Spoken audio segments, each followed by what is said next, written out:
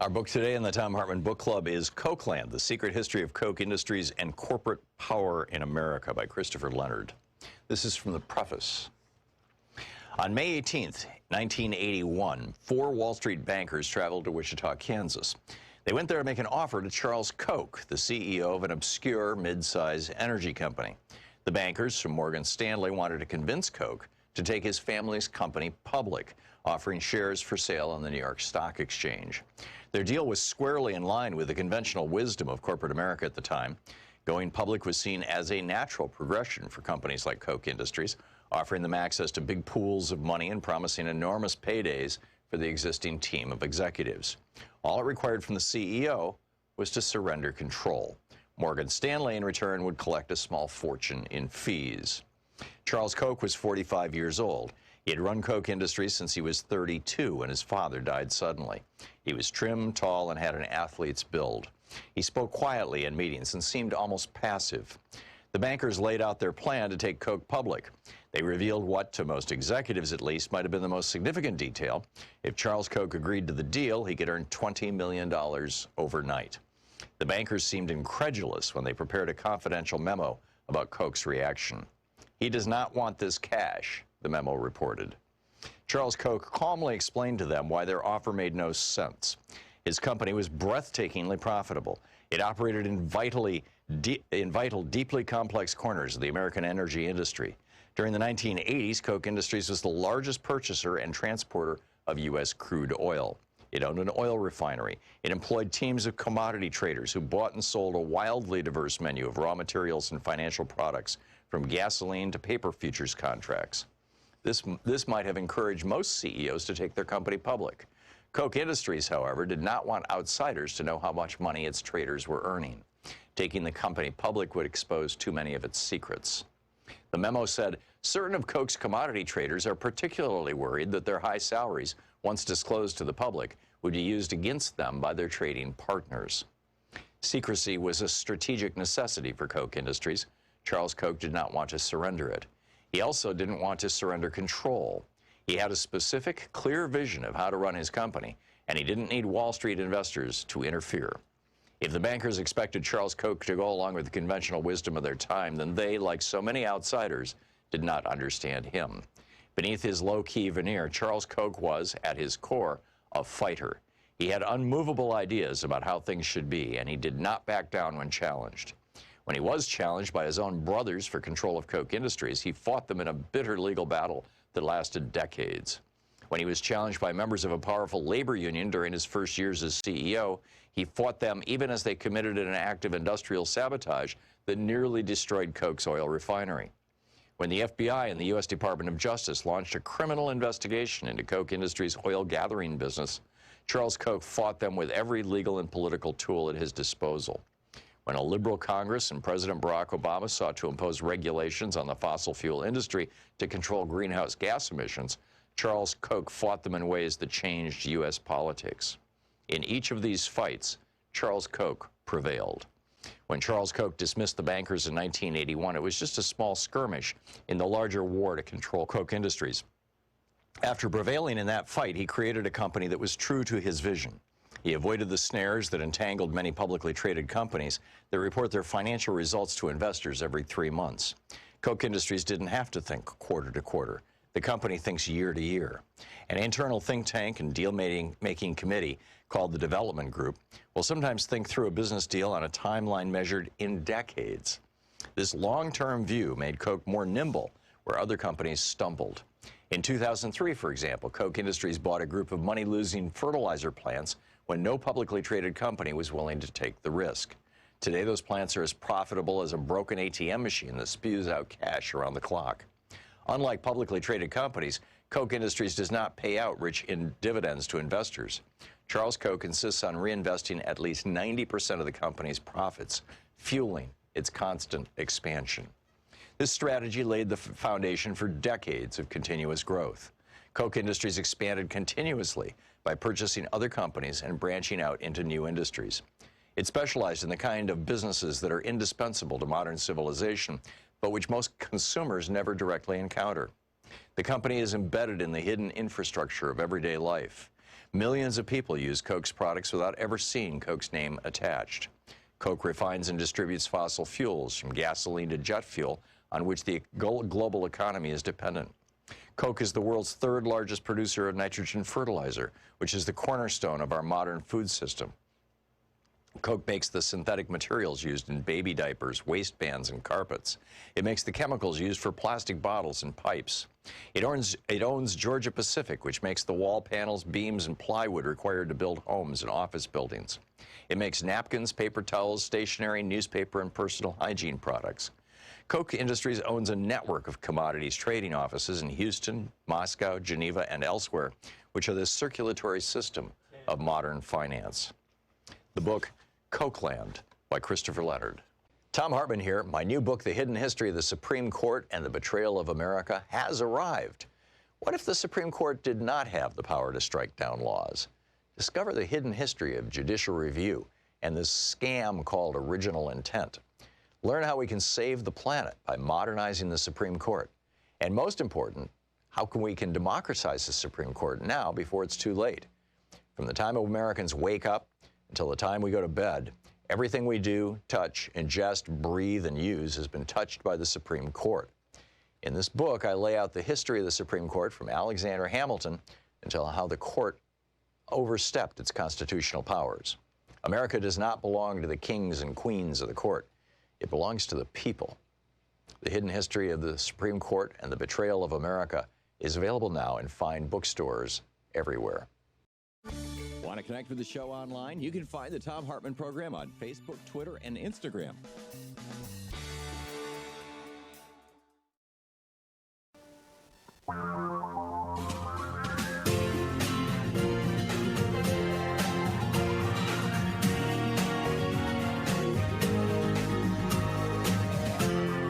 This is the Thom Hartmann Program. And greetings, my friends, patriots, lovers of democracy, truth and justice, believers in peace, freedom, and the American way. Thom Hartmann here with you. A lot on our program today. Why do the wealthy want to throw children off food stamps and Medicaid? This is actually more than just a snarky commentary. I'm going to dig into this. Is war on the menu for the 2020 elections? We talked about this briefly yesterday. My piece is up over at Salon and Common Dreams and Alternate and Raw Story and a whole bunch of places. We'll be talking about that some more. Should Ernst & Young in our third hour be held accountable for trying to, quote, fix women? It's a very strange story. And, I want to start with City Council member Kshama Sawant, the Seattle Council member representing the 3rd District, a member of the Socialist Alternative Party and AFT 1789. Kshama Sawant, spelled KSHAMASAWANT.org, is her website. Vote Sawant, VOTESAWANT, is the Twitter handle. And Council member Sawant, welcome back to the program. It's been, Jesus, seems like a year or so since we've talked. Yes, thank you so much for having me, and please call me Kshama. Okay, Kshama, it's great having you back on the program. You have been, promoting a lot of really great policies in the Seattle City Council, including this head tax thing where, giant corporations actually may have to pay some small amount of the civic costs of caring for the infrastructure and whatnot that they're sucking up, and you're being rewarded for this apparently by, if the news stories I'm reading are correct, Amazon dropping just a little less than $1.5 million into local elections, much of it directed toward unseating you. Do I have that right? That's absolutely right. That is unfortunately what's happening. As you said, Seattle is a wealthy city. It's unbelievably wealthy. Two of the richest two men in the world live in the Seattle area, and yet this city is experiencing the most unprecedented affordable housing and homelessness crisis. And that's, has a lot to do with the fact that Seattle and Washington State have the nation's most regressive tax system, meaning the poorer you are, a greater percentage of your income you pay in taxes. And if you're a big corporation, if you're a billionaire, you pay nothing, and in fact, you get back in subsidies. As you know, Trump's new tax cuts gave Amazon $129 million tax subsidy. This is absolutely outrageous, but it also means it's a horrendous situation because we don't have resources for affordable housing. And it's also a giant indictment on corporate for-profit construction market. Construction has been booming in Seattle, and yet during the same period, rents have skyrocketed and housing has become less affordable, not more affordable. And so, we've been fighting for a very, very modest tax on the largest corporations like Amazon. And as you said correctly, Tom, they are absolutely going to war. The billionaires are going to war, and they have Amazon and Jeff Bezos are attempting to carry out a hostile corporate takeover of City Hall by attempting to buy this election and really subvert the democratic process. It's pretty breathtaking, particularly when you consider that in 1917, during the Teddy Roosevelt administration, they passed the Tillman Act, which made it a federal felony for any corporation to support any candidate for federal office. Many states have had similar laws. Wisconsin's was probably the most well-known. It didn't get repealed until 1954.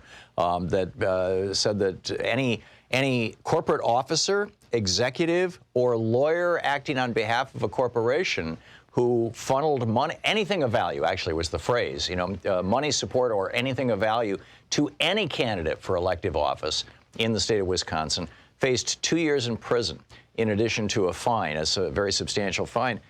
We used to have laws like this in virtually every state that forbade corporate activity. The Supreme Court knocked down most of those laws in 1976. Some of them that had just been passed the year before in the wake of the Nixon bribery scandals, in the decision called Buckley versus Vallejo, then saying that basically billionaires could support politicians because that was their free speech, their money was speech. And then 2 years later, in the First National Bank case, they extended that logic to corporations.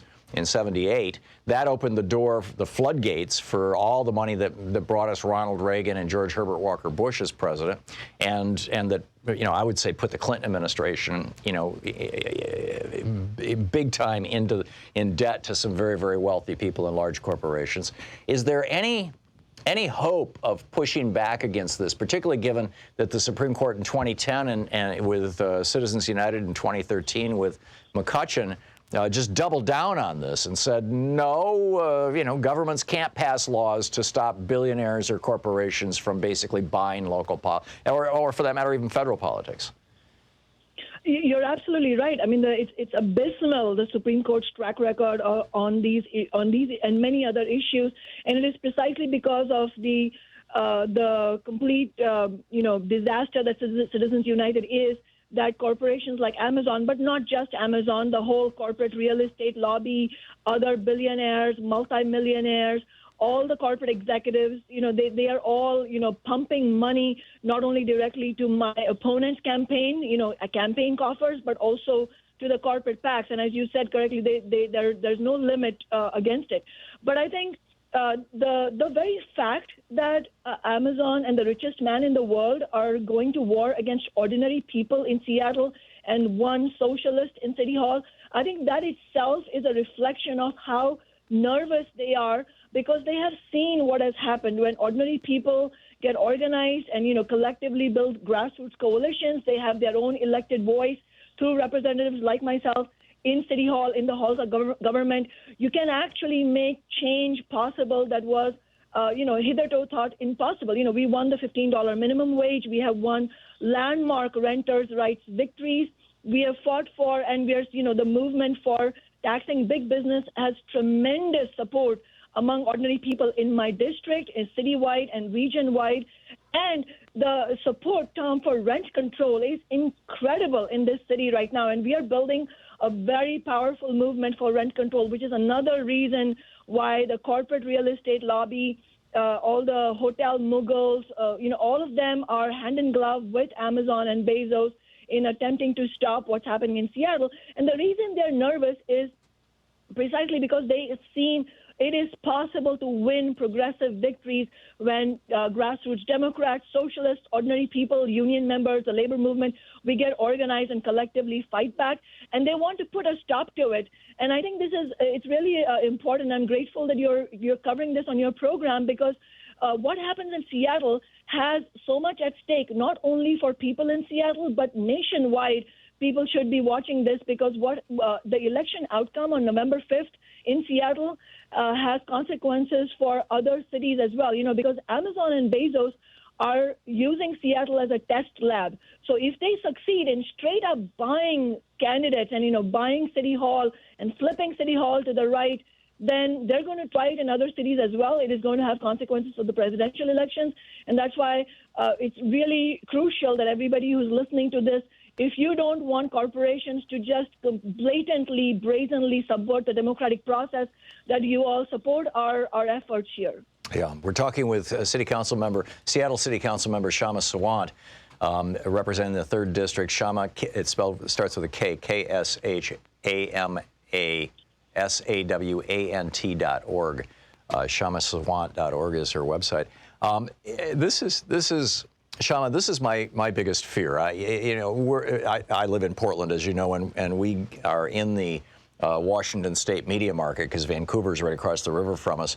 And I remember when Jay Inslee was promoting his carbon tax, and when that got first put in the ballot, as I recall, it was 2 years ago, it had something like 70% support. It had widespread support in Washington State.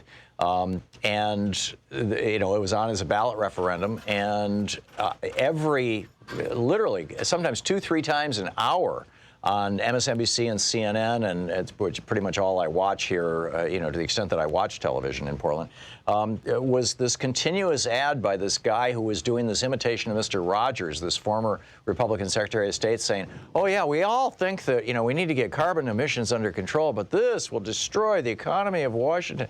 And he was so nice, and he didn't reveal that he was a Republican and all this kind of stuff. And they poured so much money into that they ended up winning, the fossil fuel industry won. The ballot initiative went down in flames. I'm watching this happen all over the country where elections are being bought, whether it's at the state level and all the efforts by the Kochs and ALEC and everything else. This is what they did in Wisconsin with Scott Walker.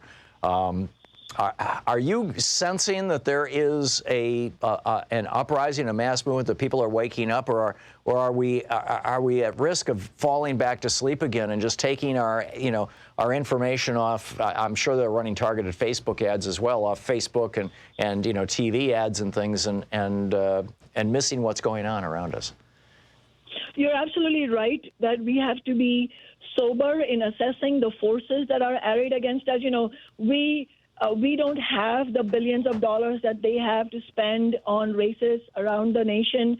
Yes, they are buying up Facebook ads. There are all kinds of television ads that are vilifying and demonizing me personally and also our movement. They're using racist and sexist tropes, the whole sort of, I'm an immigrant woman of color from India, so they're very freely using the subtext of the angry brown woman to try and attack our entire movement. And I see this as a conflict not just between me personally and Jeff Bezos, but a clash between billionaires who want to maintain a status quo of deep inequality, injustice, and a world that is on its way to climate catastrophe unless we take urgent and bold policy steps to avert the climate crisis.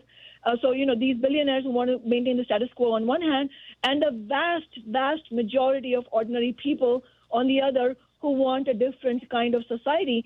And, in terms of your question, I don't think the outcome is inevitable one way or another. I think ultimately what history has shown, whether it was the fight for marriage equality, civil rights, women's rights, or it was more recently the $15 minimum wage, and the renters' rights victories that we have won in Seattle, all of it shows that it is possible for ordinary people to really build power from below and overcome the balance of forces. New York State just did that. The upstate, downstate housing justice movement won incredible victories. The New York Times said that the real estate titans were stunned by the victories that ordinary people won. It can be done, but it's not inevitable. We need to get organized in order to make that possible. There you go. Kshama Sawant, KshamaSawant.org, starts with a K, has been with us. Thank you so much, Kshama. Thank you so much, Tom. Is the Thom Hartmann We'll Program. be back with more. We'll be back with more of this conversation in just a moment. Of what's up with the billionaires? Where are they going? Why are they doing this? Why are they reveling and throwing kids off Medicaid, for example?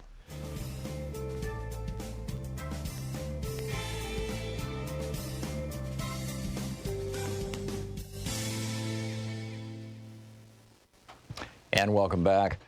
So let's see here. Chuck in Lafayette, Louisiana. Hey, Chuck, what's on your mind today? Tom, last week you asked, why is Trump doing what he's doing? And my idea is that he's working on the biggest deal of his life, and that is finding a way that he can leave office due to a mental stress, mental imbalance due to the demands of his office. He sees Fox News leaving him, polls are leaving him. This whole thing about backing down with the G7 matter is a way of saying, look at what do I have to do to get you to force me out? What do I have to do to get you to do something? And here he's saying, I will back down if you present a good argument. Yeah. It's now just a matter of how he can work out a deal that he leaves office with no charges, all of his money, and his family is also free. And a forward-looking pardon for both himself and the entire Trump crime family. And also Pence too included in that number. So Well, he's gonna have that Pence Pence's collaboration with us. I'm not sure. I mean, I do think that he's planning on leaving office with the biggest deal of his life. Right now, China is financing the construction, which is going on right now as we speak, of a Trump Tower in China. And there might be more than one. I know of one for sure. Saudi Arabia is financing the construction of a Trump Tower in Saudi Arabia. He had already signed a letter of agreement with the Putin government for a Trump Tower in Moscow that was put on hold when he got elected president, but they were supposed to execute it, the week after the election when he was supposed to lose, and he didn't lose, so that's on hold. He's got Trump Towers in pretty much every place else he's gone to. I mean, it just the list is pretty breathtaking, and it seems to me. I mean, here's the list right here. Trump has met with leaders of at least 10 countries he has a property in or is developing one: Turkey, the Philippines, South Korea, India, Indonesia, Canada, Ireland, Panama, the Dominican Republic, and the United Arab Emirates. He has Trump Towers in all those places. And those are pretty much the leaders that he has met with. In addition, he's met with leaders of 3 countries where they are currently building them with state-owned companies and state resources, specifically or largely for infrastructure. That would be China, Saudi Arabia, and South Korea. And of course, he's got Russia on the hook. And so I think that when he said he would be the first guy to get rich running for president, he was right. And I think that it's still going according to plan. And I think the only hitch might be if, and frankly, I think it's the Syria thing that's going to hurt him with the Republicans in the Senate, is if the Republicans in the Senate decide that he's too dangerous or too toxic. And my guess is that the key pivot point is going to be the Republican primaries for the Senate. If enough Republican senators make it through their primaries or have primary opponents that they know are so weak that they don't have to worry about them, at that point, and we won't know that until February, March, April, depending on the state, that will be the point. Might be too late for him. I think he needs to do some planning right now so he can. Well, maybe. I think this is one of the reasons why the Democrats are saying, wait a minute, hold on, we're not going to have this vote before Thanksgiving like Mitch McConnell wants. Because Mitch McConnell knows as long as the Republican primaries haven't been held, Trump still holds the Senate. Once those primaries are over and those senators know they've got another 6 years, which means they'll be there after Trump is long gone, they will feel safe to turn on him. And I think that's why Nancy Pelosi is saying, well, it might be next spring. Chuck, thanks for the call.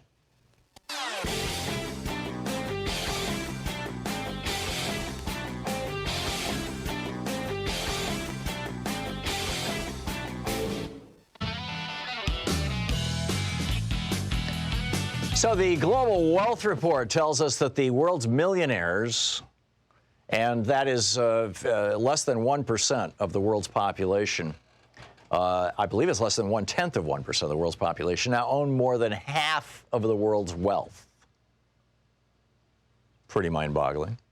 And the New York Times is reporting that billionaires like Charles Koch and millionaires within the Republican Party, and virtually all of your elected Republicans are millionaires, are working as aggressively as they can to destroy health care for children. And and doing this in a fairly straightforward way. I mean, this piece from truthout.org by Alex Koch yesterday, I mentioned this on the air yesterday. The Foundation for Government Accountability, the FGA, says that Charles Koch and the Bradley brothers and a bunch of basically right-wing billionaires are funding programs. They've been wining and dining Republican politicians and White House staffers, took them down to a Walt Disney report, according to a new report from the Center for Public Integrity. And the pitch, quote, make it harder for poor Americans to access government programs meant to help them get on secure financial ground, especially the SNAP program, the Supplemental Nutrition Assistance Program, commonly known as food stamps, and Medicaid. So there's this, and then we get this report from the New York Times that over 1 million children have been kicked off Medicaid in the last 2.5 years since Trump became president. Now, the trend was continuously more and more children being covered by Medicaid as a result of the Obamacare expansion and all this kind of stuff, right up until Donald Trump became president. And then he, state after state, with because of ALEC and these state operations run with money from these right-wing billionaires, have been passing laws, these so-called redeeming power of work laws, saying that if you don't work at least 80 hours a month, you don't get Medicaid. Sorry. And, in a lot of places, you don't have enough jobs to work 80 hours a month. And in other places, you've got other situations, you've got people who simply can't do that. I mean, you can't find a job that pays enough that you can put your 2 or 3 kids in daycare. I mean, but 1 million children, now Joan McCarter writing over Daily Kos, 1 million children who had been covered by Medicaid no longer are, thanks to the Trump administration. One example is, this is from the New York Times, one example is 9-month-old Elijah Johnson in Texas.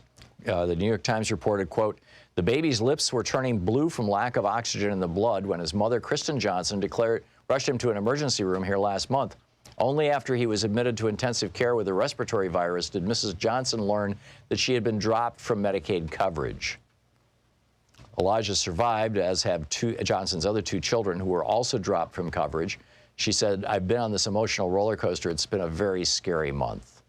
And this is happening in red states all over the country, particularly Tennessee, Texas, and Florida, where Republican governors and Republican legislators are just stripping low-income children. And in most cases, these are families where an adult is actually working, but they are just stripping these children from the Medicare rolls. So the question is, why? Why would that be? Why are they doing this? Is it so that there'll be more money left over for the billionaires for the next round of tax cuts? Is that what's motivating them? Is it that they hate poor people? Is it that they think there's too many poor people and we need to cull the herd? Is it some sort of mental illness like hoarding syndrome, only in their case directed toward money instead of newspapers and tin cans? Why are these billionaires doing this? Do you have an idea? You're listening to the Thom Hartmann Program. Call 202-808-9925. Why would Jeff Bezos, a guy with more money than God, want to try to kick Shama Sawant, off the city council of Seattle?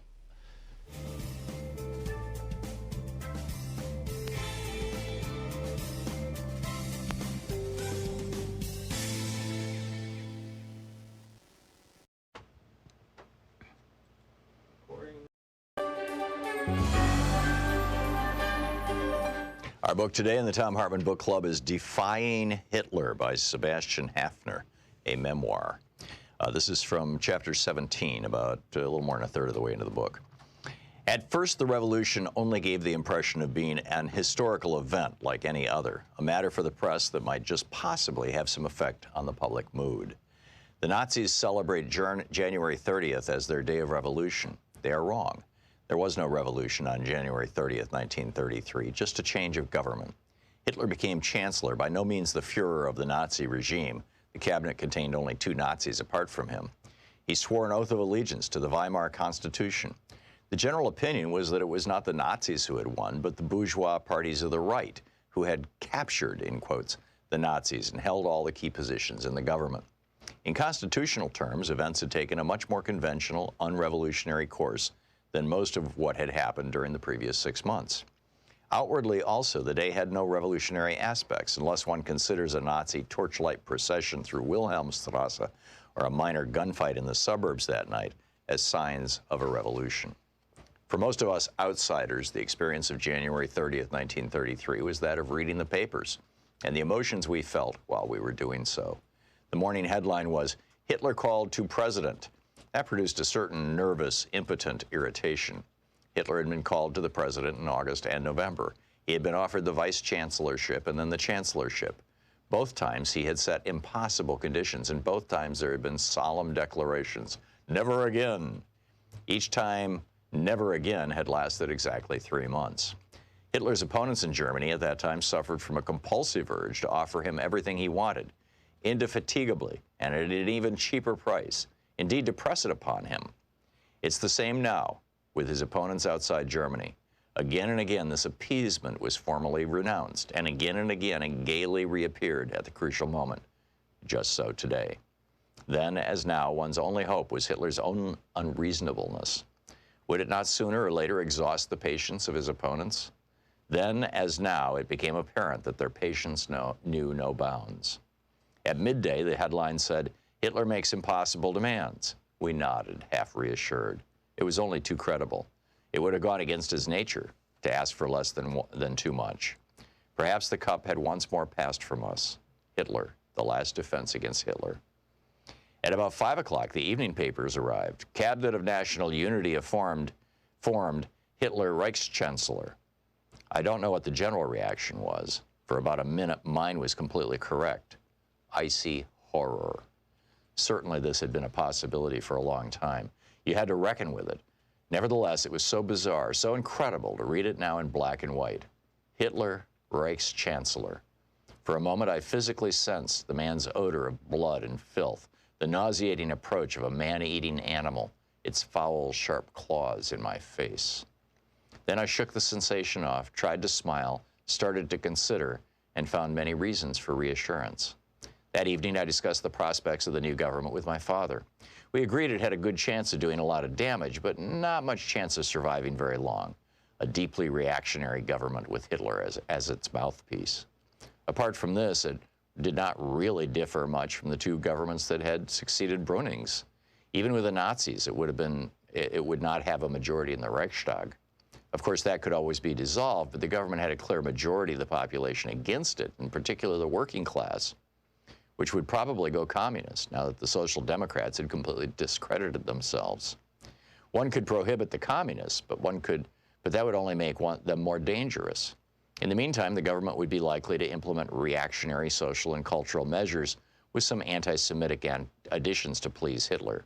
That would not attract any of its opponents to its side. Foreign policy would probably be a matter of banging the table. There might be an attempt to rearm.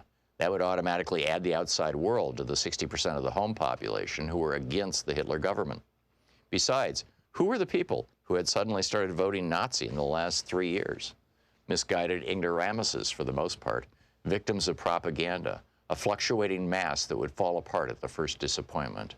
No, all things considered, this government was not a cause for alarm. The only question was what would come after it.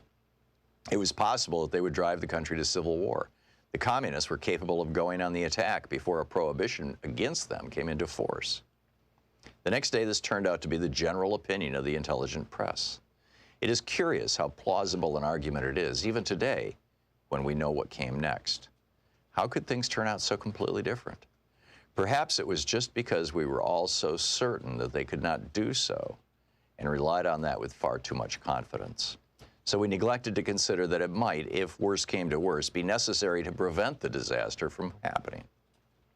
Through the whole of February 1933, everything that happened remained a matter for the press. In other words, it took place in an arena that would lose all reality for 99% of the population. for 99% of the population the moment there were no newspapers.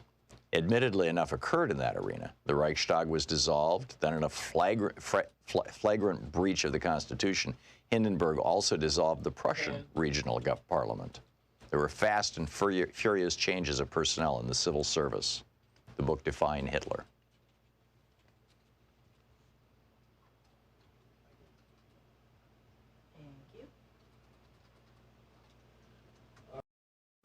Want to connect with the show online? You can find the Thom Hartmann Program on Facebook, Twitter, and Instagram. Trump tweeting that he's being lynched by Democrats. Right. Senator Susan Collins is concerned. She's so concerned about things. You know, yeah, it's just, I'm concerned. George Takei, who is just become such a trenchant observer of the political scene, tweets out this morning, Trump compared the impeachment process to a lynching, to which I have two responses. One, don't even try and imply that rich white men were ever lynched by angry mobs in this country. That's vile. And two, it's not a lynching if Nancy Pelosi gives you enough rope to hang yourself, which is apparently what's going on. I mean, we're hearing right now that Mr. Taylor, Bill Taylor, the acting U.S. ambassador to Ukraine, the current acting U.S. ambassador, in his opening statement to Congress, he's speaking behind closed doors. In his opening statement, there were gasps and sighs in the room. 15-page long opening statement. Odds are we'll have a copy of that by the end of the day. People are saying, you know, one of the Republican hits on this whole investigation is, oh, they're holding this behind closed doors. They're doing this in secret. This is a star chamber. You can't have that. Well, the reason why Congress has to have these closed-door hearings is because the Republicans refuse to go along with impaneling a special prosecutor or a grand jury to do the preliminary investigation work. In the case of the impeachment of Richard Nixon, in the case of the impeachment of Bill Clinton, in both cases, Congress authorized a special prosecutor. For Nixon, it was Archibald Cox, and then he was replaced by Leon Jaworski. And in the case of Bill Clinton, it was Ken Starr. And that special prosecutor in both cases, worked with a grand jury and brought witnesses before the grand jury. They testified under oath. The special prosecutor sorted through thousands or hundreds of hours of testimony, came up with what they thought were the salient issues, and then handed that to Congress and said, here, you can decide whether or not you're going to draw up articles of impeachment. And, of course, in both cases, Congress did.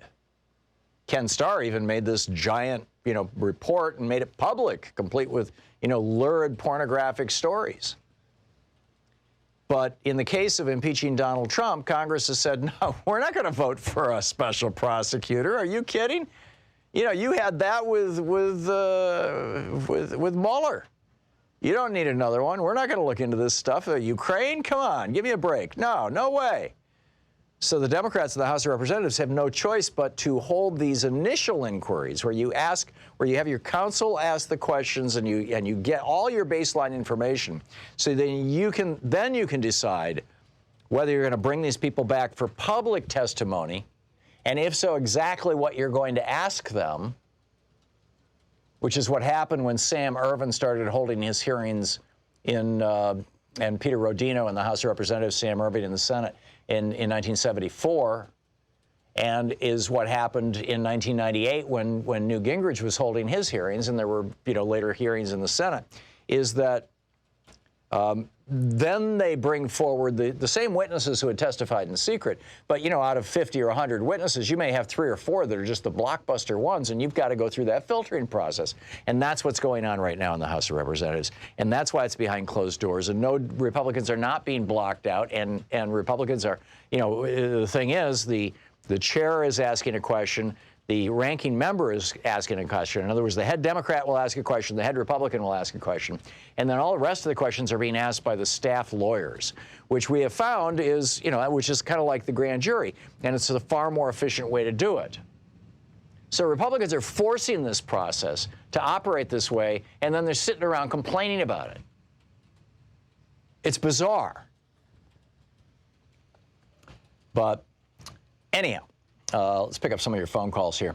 Wayne in Redding, California. Hey, Wayne, what's up? Hey, Tom.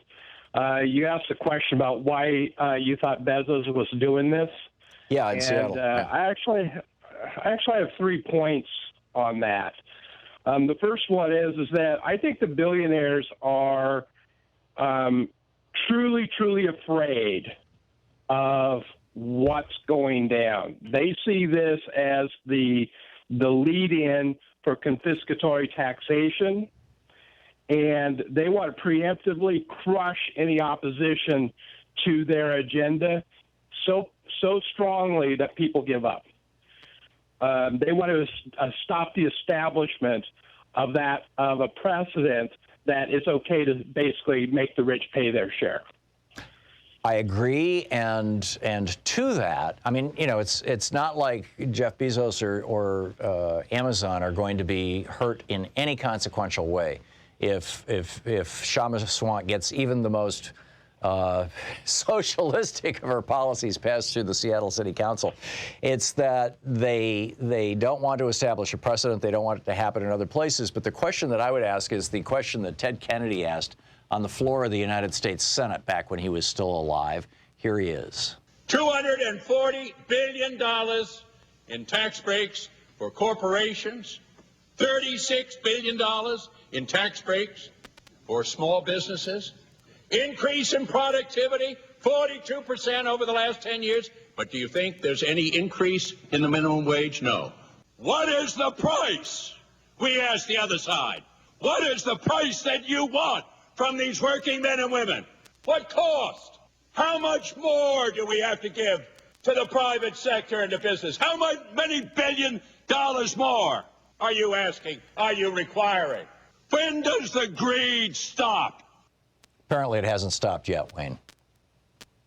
No, and it's not going to. I think that one of the things that these ultra-wealthy people miss is that we have advanced as a society beyond the point where hopefully anyway, real pitchforks and torches and guillotines are not in use. But that's not to say that if God things forbid. don't get bad enough, violence is no way to do this, and even talking about violence is not productive, Wayne, particularly on the radio. And they're shoving us hard in that direction. I think that they are shoving us hard. I think that they're shoving us hard in the direction of waking the hell up. At least I sure hope so. Julie in Yonkers, New York. Hey, Julie, what's up? Hi, you asked earlier what might be a way to restore democracy. Right. I would say a prerequisite for that is to restore accurate method of voting and having your votes counted and verified. So we need to deny any way to vote, except for those who need computers to mark their ballots. We need to have hand-marked paper ballots, and we need to have hand-counted audits of the ballots. I absolutely agree, and this is how it's done in literally every developed country in the world. We are the only other countries have experimented with voting machines. Parts of Canada experimented with them. They said nope. All of Ireland experimented with them for one election back about 15 years ago. They were so grossed out that they wouldn't even allow, as a country, their parliament said, we will not even allow these voting machines that we've used once to be sold as voting machines. They have to be sold as scrap metal. They have to be melted down. We don't want them inflicted on anybody else. We are the only country in the world that allows electronic voting machines, the only developed country in the world that allows electronic voting machines that are easily manipulatable, easily hacked. I mean, DEF CON, the last DEF CON convention, and, you know, the fastest time, they had over 100 different machines from different manufacturers in different years. Every single one of them was hacked in less than 15 minutes. An 11-year-old kid hacked one of them in 8 minutes, from a cold start. And this is just so wrong. And Democrats have been yelling about this since 2002, when the Help America Vote Act gave the states $5 billion to buy these machines and kick this thing off in a big way. And I predict that Republicans will be using voting machines as the excuse to complain about the election was stolen from them when they lose the next time around. But Julie, you are absolutely right. They're preventing passage of the SAFE Act nationally. Yep, you're absolutely right. And fake paper ballot machines, hybrid printer scanners that can send your ballot under the printer after you cast it, are being distributed in all the major swing counties and swing states as we talk right now. Yeah. They should be banned by the states that still have majorities that theoretically care about the right to vote. The use of hybrid touch screens. Yes. All touch screens need to be banned, except Spot for the on. few people who need them to mark their ballots. Yeah, except for for disabled people. I'm with you, absolutely with you. Julie, thank you. Ramon in Washington D.C. Hey, Ramon, what's up? Hello, Tom. I wanted to further expand on. The three ways that I think that Trump could go. Mm-hmm. Way I see it is, he can get impeached, or he could get put up. He could put up, or you could signal to the European Union that, hey, we're okay if you guys want to try this guy in the Hague. We can't do that because George W. Bush pulled us out of that treaty. Oh, really? Yeah, George W. Bush pulled us out of that treaty when Ellen Ratner's brother Michael tried to prosecute Dick Cheney for war crimes in The Hague. Bush pulled us out. Oh man, unbelievable. Yeah. And I did want to say you did, or you need to put him up for the funny farm when he get out. But I'm going to say this: that if Nancy Pelosi allows Trump to get away with all the money that he's stolen from this government, I will lose my mind down here. Yeah, I think a lot of us will, Ramon. There's the disgust, the absolute, utter disgust among, I think, the vast majority of the American electorate about this craven orange hustler, this grifter, and his grifter family, and his kids who complain about, Joe Biden's son trading on their dad's name. How ironic. It's just, it's over the top. You're listening to Thom Hartmann. Visit ThomHartmann.com for audio and video archive. And I really think that Americans are starting to wake up, and it's about damn time. We'll be back.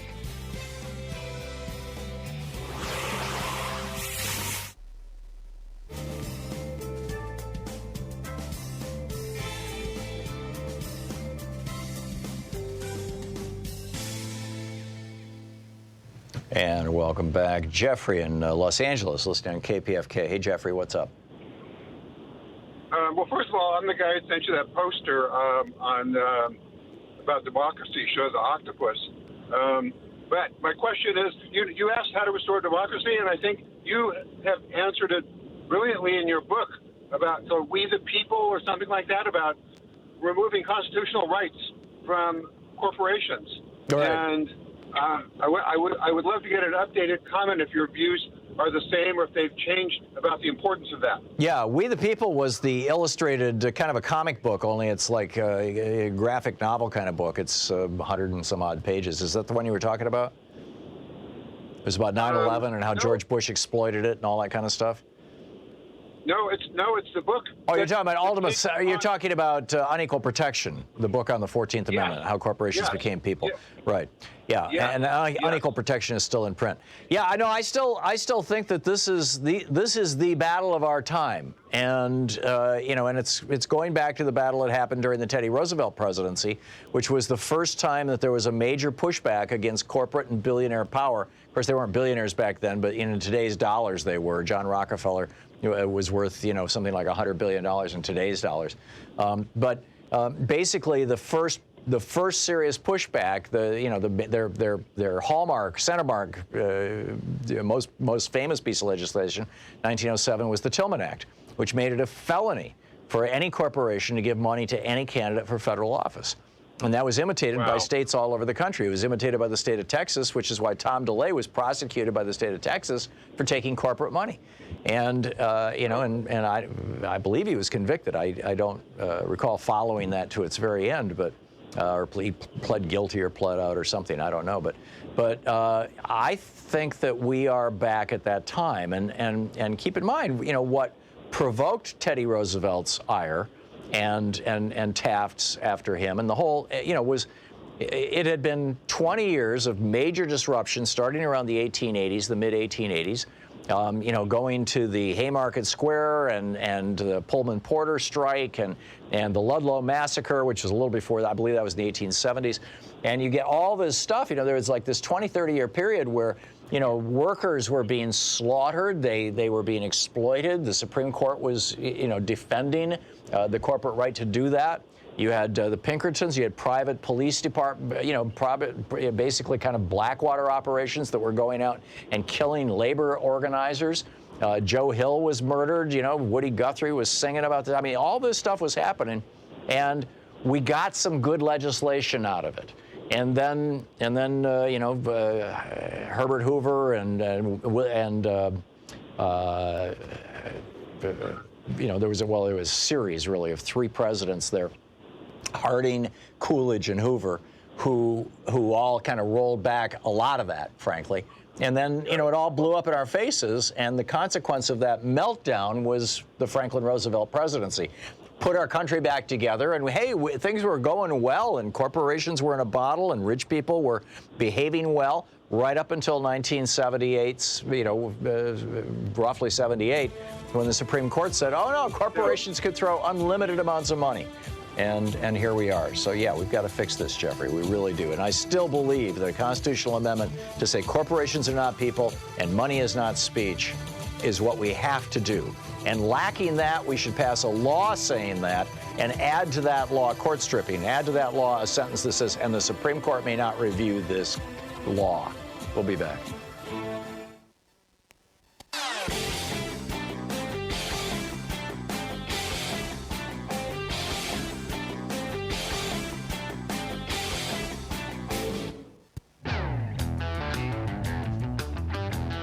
Welcome back. Thom Hartmann here with you. Mike in Kingsport, Tennessee. Hey, Mike, what's on your mind today? I'm wondering if we're headed to a point when we don't need poor people in this country anymore. The only reason the corporations invited them in back in the 1800s, early 1900s, was to work in the factories and to work cheap and to make the rich people richer.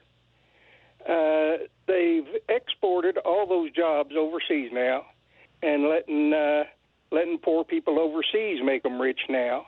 And for the jobs that are left here, they are automating them out of existence. So we're in the corporate eyes, in the billionaires' eyes, we're getting to the point where poor people serve no purpose. All they are is a drag on society. So we might as well get rid of them if we can. So take away their health care and just let them die young. Their systematic procedure here. So are you suggesting, Mike, that taking away the health care from poor people and taking away food stamps from poor people, and the other one I haven't mentioned, I don't have the story in front of me, but it was from a week or so ago, they're killing school lunch programs all over the country as well, which for many kids are, you know, their main meal of the day and probably the only serious and nutritious meal that they have that day, particularly if they live in a food desert where, you know, everybody shops at the dollar store, that by doing this, these billionaires are sickening these low-income Americans to the point where, you know, obesity and diabetes and cancer will simply take them out. That's going to be a population big part control. Of it. The other thing they would probably be happy to do is to run them out of the country. Well, Trump's send them trying off that. to Canada or Scandinavia or someplace else that they can have a better way of living if they can manage to move. Yeah. It's well, you know, Trump said that the members of the squad, these 4 women of color, should go back to the countries they came from. Sure. You know, I think that may be the long game. Yeah. And the ultimate long game may be to turn us into another Russia with their puppet running things. Yeah. And they all turn into oligarchs, and the only reason Russia still needs poor people is because they're not automated like we are. Yeah. And by the way, speaking of Russia, today Erdogan is meeting with President Putin in Russia. I think they're in Sochi. And, so Erdogan, this is nuts, right? I mean, Putin's having a conflict. Russia's having a conflict with Ukraine. And they're not liking this new government in Ukraine that's trying to clean up the country and diminish the power of oligarchs and billionaires in Ukraine. And so Putin's buddy Erdogan calls up Donald Trump and says, get the hell out of Syria, and, which doesn't seem to have anything to do with Ukraine. But, well, actually, let's just put this in the context of Syria. Russia has a big naval base in Syria. Syria is, an ally of theirs, Bashar al-Assad. Assad responded poorly to these farmers who were escaping climate change, essentially. He started shooting at them, and boom, he's got a civil war on his hands. Russia doesn't want us involved in that. And so they talk to Erdogan. Erdogan calls up Trump and says, Trump, get the hell out of Syria. Trump says, okay, I'm getting out of Syria. We saw pictures on the news last night of American trucks, troop carriers driving through the cities of northern Syria, and the Kurds coming out and throwing tomatoes at them, and yelling, traitors, you've betrayed us. And what's going on today? Erdogan's sitting in Russia talking to Putin saying, well, mission accomplished. And can you imagine if a Democrat did this? I mean, if it had been Obama, I mean, it's just mind-boggling. Don in Winsboro, South Carolina. Hey, Don, what's on your mind? Yeah, hey, Tom, nice talking to you again. Thank you. I was just wondering, I've listened about all the impeachment. If Donald is impeached, which I believe he will be, in the Senate, they probably won't put him out of office, but if enough comes out, maybe they'll get some backbone. But if they don't put him out of office, there's other charges. They got him for whatever they got him for now. I forget the three-word phrase. But can they bring up other issues like the obstruction of justice, the Mueller report brought out? Can they dig into that and impeach him a second time or a third time and just bring out more and more of his dirt? To the best of my knowledge, there is no double jeopardy prohibition on impeachment. There is a practical limit to it, though. I think that the practical political reality is you get one bite of the apple, and that's why Nancy Pelosi is trying so hard to do it, particularly as we're going into this election. So, we'll see where it goes. But, I've said this before. In fact, I think I said it earlier today, that the big thing in terms of removal from office, it's pretty obvious to me that the House is going to vote for impeachment. But that, that's not even half the game, right? That's like a prosecutor laying down an indictment. Now you've got to go to a jury trial, and anything can happen. And the Republicans, who right now are trying to protect themselves, particularly ones up for re-election, their principal concern right now isn't Donald Trump. It's a primary challenger. And if Trump supports a primary challenger, they're toast. And because, the Trumpies vote in the primaries. They may not vote in big numbers in the general election, but they vote in the primaries. And the Republican primaries are going to be happening next spring, in February and March, and I think maybe even a few in April. And so if Nancy Pelosi can organize this so that the Senate vote happens after the end of January, so that the Senate vote happens after those primaries, after the filing deadline, certainly for the primaries, so that the Republican senators know whether or not they're going to have a serious challenge, or they've dismissed the challenge. Then those Republican senators will be far more likely to say, "Yeah, I'm going to take on Donald Trump. I'm going to challenge it. I am going to vote to remove him from office." And I think that's probably, and they're not going to talk about it in these crass political terms like I am. But, hey, I just tell you what I think is going on. I'm not a politician here, and I'm not trying to be diplomatic. I think that's probably the reason why Nancy Pelosi is saying, why on the one hand, Mitch McConnell is saying, we need to get this done by Thanksgiving before the primaries, and Nancy Pelosi is saying, hold on. You're listening to Thom Hartmann.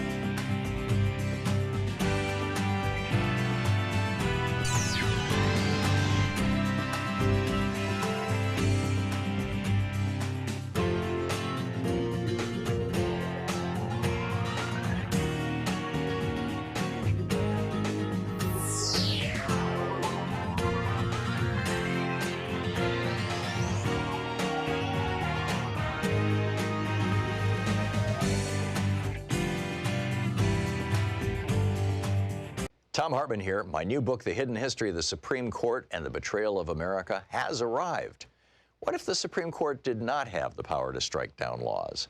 Discover the hidden history of judicial review and this scam called original intent. Learn how we can save the planet by modernizing the Supreme Court. And most important, how we can democratize the Supreme Court now before it's too late. From the time Americans wake up until the time we go to bed, everything we do, touch, ingest, breathe, and use has been touched by the Supreme Court. In this book, I lay out the history of the Supreme Court from Alexander Hamilton until how the court overstepped its constitutional powers. America does not belong to the kings and queens of the court. It belongs to the people.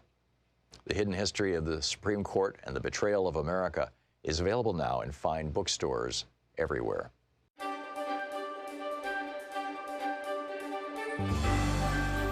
Our book today for the Thom Hartmann Book Club is The Age of Eisenhower, America and the World in the 1950s by William I. Hitchcock. This is from chapter 19, page 475, about 3/4 of the way through the book. Republicans of the 1950s knew how to sell a product.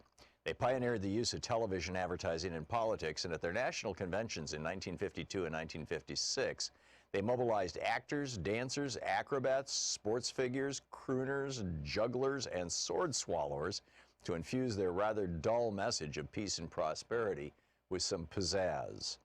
In mid-July 1960, though, as the GOP faithful gathered in Chicago at the International Amphitheater, the same hall in which Ike and Dick had formed their political tandem 8 years earlier, the convention planners were running out of ideas.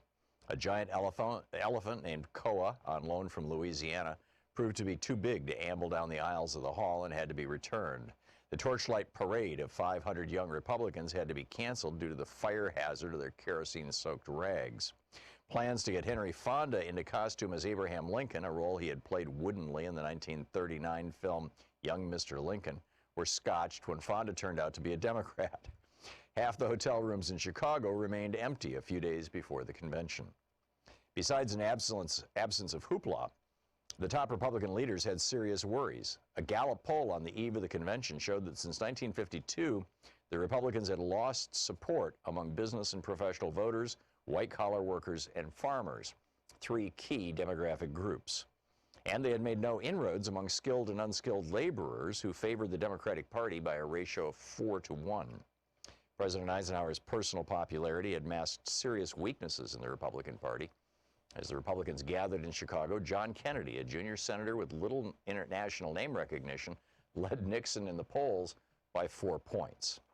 And I should add, Nixon was the vice president, Eisenhower.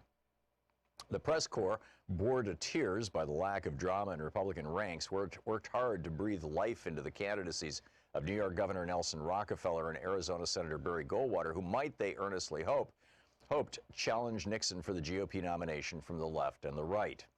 The Washington Post editorial page noted that both parties inclined toward moderate nominees like Kennedy, Lyndon Johnson, and Nixon, but cautioned that, quote, an excess of moderation can yield a pudding devoid of flavor or shape, end quote, and hoped that Goldwater would add a dash of, quote, pepper to the otherwise bland old party's Chicago solemnities, end quote. Indeed, old guard supporters of the dear departed Bob Taft now had a new champion in the ruggedly handsome conservative from the Desert West. It was not to be. Goldwater did not seek the nomination and backed Nixon.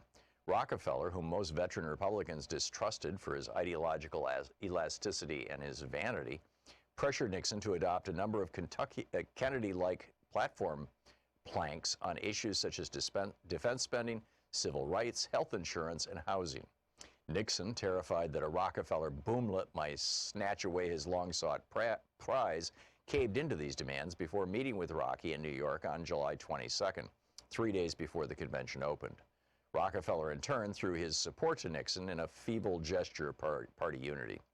In extracting concessions from Nixon on the GOP platform, though, Rockefeller managed to weaken Nixon's case that he and he alone had the toughness to confront Khrushchev on the world stage. The real challenge Nixon faced in taking the leadership of the Republican Party did not come from Goldwater or Rockefeller. It came from Eisenhower. Of course, Ike supported Nixon's presidential bid since Nixon offered the best hope of extending the Eisenhower legacy. But the distance between those two men, which had always been great, never seemed wider than in 1960. Eisenhower had become the world's most respected, most recognized, and most liked man. For all of his apparent political weaknesses and occasional lapses in his mishandling of the U-2 affair, he occupied an unassailable place in the pantheon of great figures of his time. His war service alone would have placed him on history's pedestal, but he followed that with 8 years of dignified leadership of a country whose global power had reached unprecedented dimensions. When Eisenhower arrived in Chicago on July 26 to address the Republican convention, over 1 million Chicagoans lined the streets along his route to the Sheraton Blackstone Hotel. Shouts of joy rang through the miles of well-wishers. "We like Ike" signs dotted the scene, along with hand-painted expressions of thanks to the old warrior. Confetti, so dense that it stuck to Ike's moist and beaming face, poured from the rooftops. Banners and flags draped every storefront, and lampposts in a blaze of red, white, and blue. Seated before him, or behind him in the open-top presidential Lincoln, Illinois Governor William G. Stratton and Senator Everett Dirksen seemed like supernumeraries. It was Ike the crowd wanted. A loudspeaker in a truck following the motorcade blared out a popular tune by the Four Knights, "I Love the Sunshine of Your Smile." The president, visibly moved, told reporters outside the hotel, "It's one of the finest crowds I've ever seen."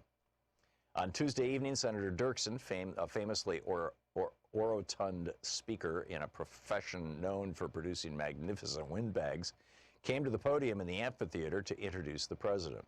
Few recalled that 8 years earlier, Dirksen had nominated Senator Taft. Anyhow, the book is The Age of Eisenhower by Hitchcock.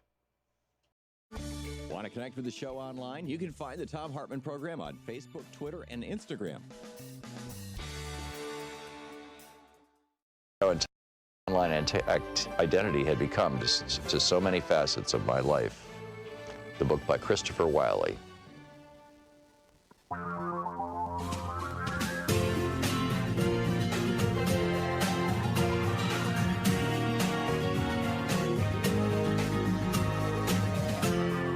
This is the Thom Hartmann Program.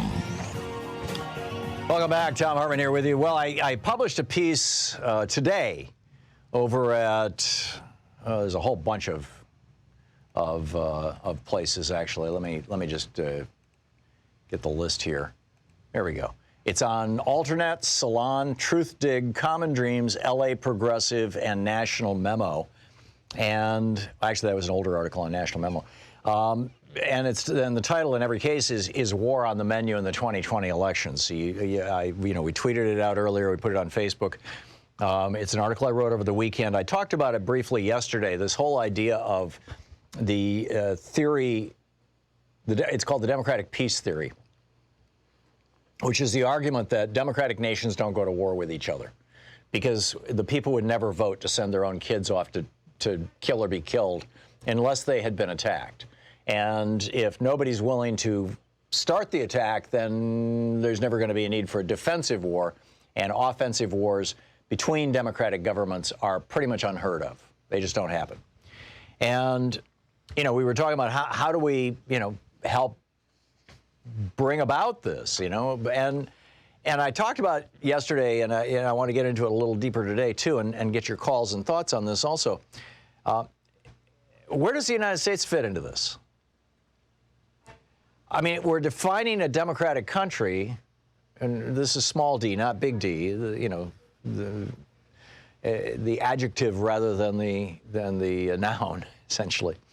We're defining a democratic country as a country that has opposition political parties, that has free elections, that has a free press, and perhaps most importantly, in which the will of the majority of the people is regularly done. And that has not been the case in the United States since 1981. When Ronald Reagan came into power and began knocking down things like the Clean Air Act, the Pure Water Act, deregulating, all kinds of industries, subsidizing big banks, subsidizing fossil fuels, cutting back on programs that benefit average working people, cutting back on anti-poverty programs. Keep in mind, the Great Society in the late 1960s cut poverty in half in the next decade, and then Reagan put all this stuff in reverse. Not because the majority of the American people wanted it, but because, that's what has happened to our political system. And I would say because of the Supreme Court, which is why I wrote this book, The Hidden History of the Supreme Court and the Betrayal of America. It's why we have this situation going on right now in the United States, where, Shama Swant, in the first hour of the program, came on. She's the socialist on the city council, on the Seattle City Council. And Jeff Bezos and Amazon have allocated over $1 million to take her down. And we can't have socialists. It's not like Jeff Bezos is going to run out of money. The guy's worth $90 billion. It's not like Amazon is going to run out of money. They make billions of dollars a year in profits and pay no taxes. What it is that, we can't have these pesky socialists. If one succeeds, others might succeed, and pretty soon you'll have a trend. And then we'll end up like Denmark, where everybody's happy, but the billionaires are only worth $2 or $3 billion instead of 80 or 90 billion. But what this has all brought us is Donald Trump. And Donald Trump yesterday was like, I'm trying to get out of wars, but we may have to get into wars too, okay? We may have to get into wars. And the people this is part of one of his crazed moments in his meltdowns in the White House. And the reporters are, when he says this, the reporters are looking at him like, what? What the hell? What'd you just say? And so he says, we're better prepared than we ever have been. If Iran does something, they'll be hit like they've never been hit before. We have things that we're looking at. Right. So how do we stop a war if we no longer live in a democratic republic? It's kind of the small question, but it's the question that we were grappling with in 2003 when we were being actively lied to by the President and Vice President of the United States, and apparently unwittingly, according to Colin Powell and his number two guy, Colonel Lawrence Wilkerson, who's been on this program a number of times, apparently unwittingly being lied to by them into invading Iraq. So so we can ask the small question, and I don't mean this small like, it's inconsequential, but it's a subset of a larger question, right? Let me ask the larger question first, which is how do we restore democracy in the United States? How do we get this country back to where the desires of the majority of Americans actually are what gets turned into law and executed by federal agencies and state agencies, for that matter? Because the last time we saw a sustained period of true democracy in the United States, that is to say, multi-party system, a free press, safe, reliable elections, and the majority of the people actually getting what they wanted. The last time that happened was between the 1930s and 1981. During the Franklin Roosevelt administration, the Harry Truman administration, the Dwight Eisenhower administration, the John Kennedy administration, the Lyndon Johnson administration, arguably the Richard Nixon administration, although he extended the Vietnam War over the objections of the majority of Americans and lied to us about it. the Jerry Ford administration, and certainly the Jimmy Carter administration. But it all went to hell in 1981 when Ronald Reagan came in with all of this corporate money that the Supreme Court had authorized in 1976 and 78 with the Buckley and the First National Bank decisions, when they said, oh, you know, owning a politician, that's free speech. So how do we claw our country back? Will it be enough to elect, you know, Bernie or Liz next November, a year from this coming, 13 months from now? Will it be enough to elect a progressive to the White House and to expand that meme? Will it be enough to elect Democrats, acknowledging that half the party's not progressive, but nonetheless, there's not a single progressive in the Republican Party. Right? This is not 1910 any longer, or even 1950. Will it be enough to elect Democrats to the House and the Senate? And then even at that, what do we do at the state level? I mean, it's been a while since I've talked about this, but my articles are still out there on the subject, and you can easily find them. Just Google Convention of States and Thom Hartmann. They need 34 states. The Koch, well, it's not the Koch brothers anymore. David died. Charles Koch and his buddies, his billionaire buddies, they need 34 states to call an Article 5 convention where they basically rewrite the Constitution. And they're at 31 right now. And then they need 37 to ratify it.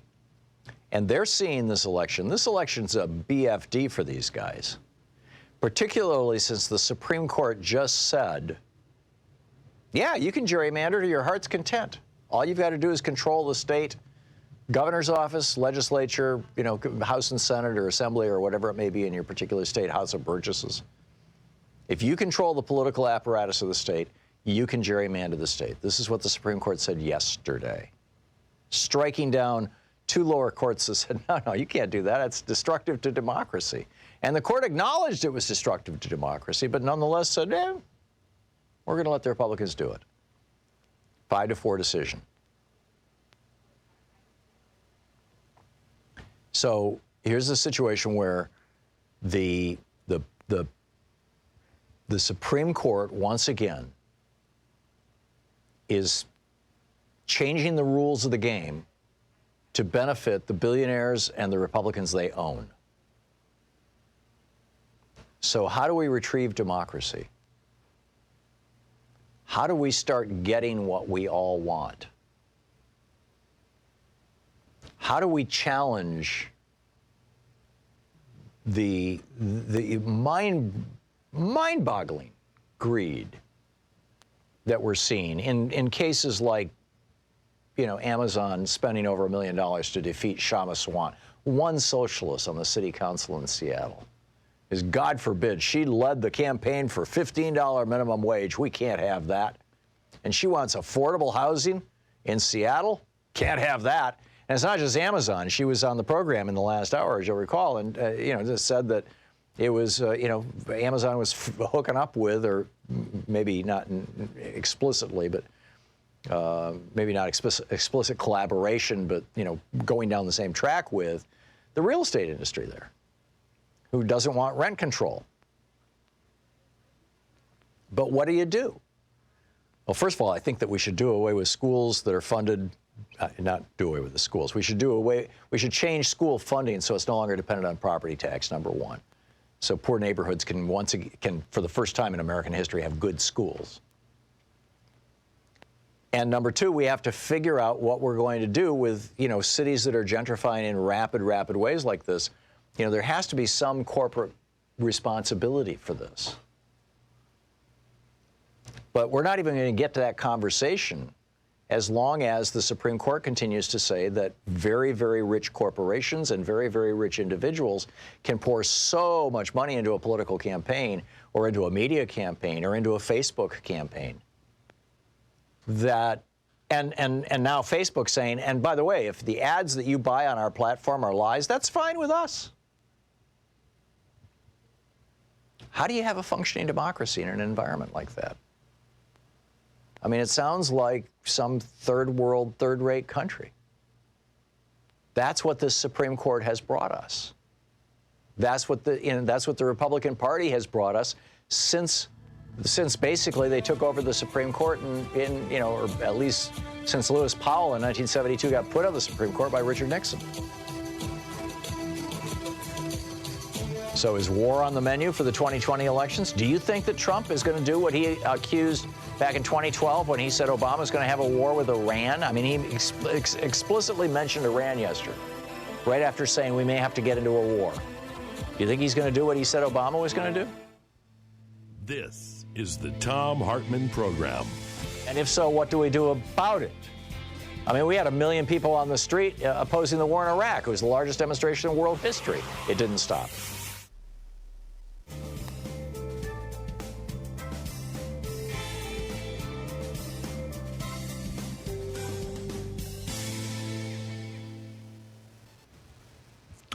And welcome back. Okay, let's see here. Robert in Columbia, Tennessee. Hey, Robert, thanks for watching Free Speech TV. What's on your mind? Thank you, Tom. I was thinking of northern Syria today, and I had the thought, just as I was waiting for you, maybe the first surprise retreat in history as opposed to a surprise attack. Yeah, did you see where now the American military is putting together emergency contingency plans to pull out of Afghanistan in the event that Trump does one of these things there, too? Just saw it a few minutes ago. Yeah. It's astonishing. Yeah, I doubt he will, frankly. Because as long as we're in Afghanistan, he's funneling more and more money into the military-industrial complex. Afghanistan doesn't have any oil, so, I don't think, any of the other major powers in the world really care. It's just our bleeding ground. But nonetheless, The military is like, well, he betrayed us once. Maybe we should get ready for the second betrayal. Right. I wondered if you would give me your thoughts, and you probably have information I don't have. When Trump ordered the military to retreat, do you know if he received much pushback on that, or what it might look like if with some of the things that are coming down the road potentially from the president, if a military might rear up on him and say, and refuse to follow what they might consider to be unlawful orders or too damaging to our allies to follow. Right. Your thoughts on that and the potential there? I'd love to hear what you think about the military possibly saying no to Donald Trump. We have a 240-year tradition of the military saying, sir, yes, sir. And it's grounded in the fact that the military respect the wisdom of the Constitution that put the military under civilian control. We have never had the military directly challenge, civilian policies. Even at the height of the Vietnam War, or even at the tail end of the Vietnam War, when even the majority of enlisted people in the military were opposed to that war, the military still did what they were told to do. And that's not going to change, Robert. I don't think that's going to change at all. The place where that kind of pushback has to happen is at the head of the civilian chain of command, which is the Secretary of Defense. And the Secretary of Defense right now is an acting Secretary of Defense, Mike Esper, and Esperanto, according to Trump's tweets. And he's a Trumpy. He's a maggot. He's one of these guys who just what Trump says he does. And one of these people who's just so excited to be in the center of power that he thinks his name is going to be written in the history books right up there with General Sherman, and other people who ascended to become Secretary of Defense. I'm not sure that Sherman ever did, but or Sherman wasn't. Grant was the one I was thinking of actually, and he became president. And so no, I don't think the military is going to push back. You may see a lot of the military voting Democratic in the future, or at least not Republican, or just not voting. I'm sure this has just got to be devastating to morale, particularly in the Marine Corps and among the elite, the Navy SEALs and whatnot. These groups that really, really value loyalty and who fought side by side with the Kurds and view them as brothers in arms. This has got to be just devastating. But I don't think that a military coup essentially would be a good thing for America, and I definitely don't think it's going to happen. But I don't think it would save us either. Robert, thank you for the call. We'll be right back.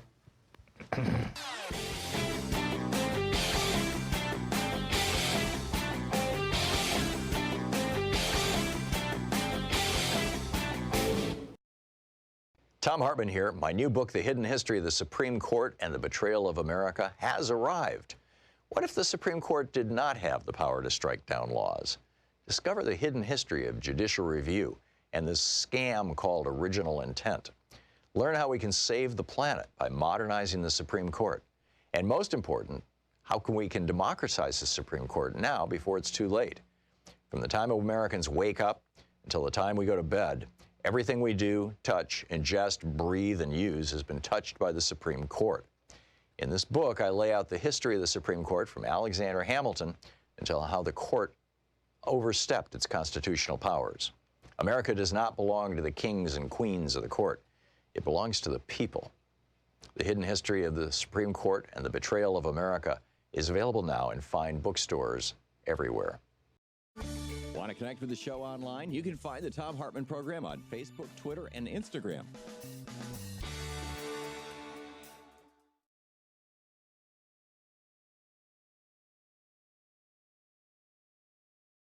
Here with you.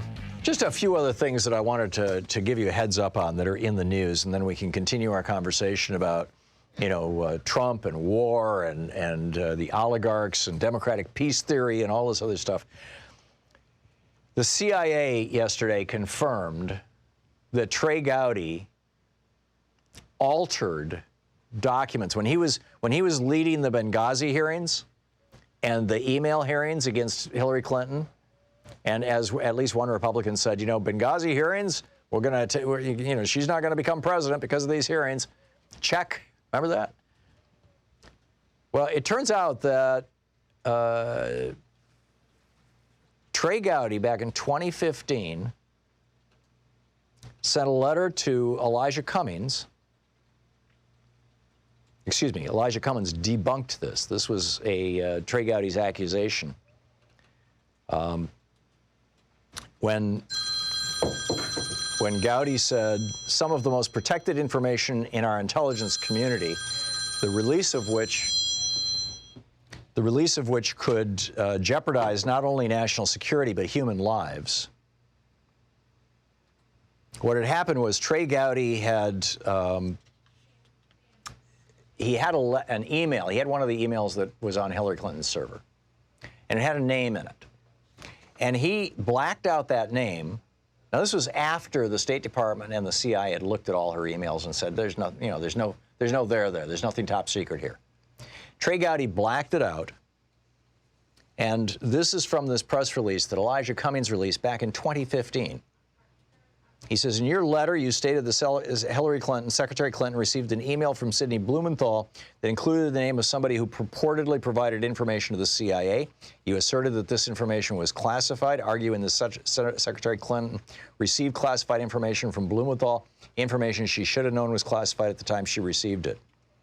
In your letter, you went to great lengths to highlight the gravity of your accusation.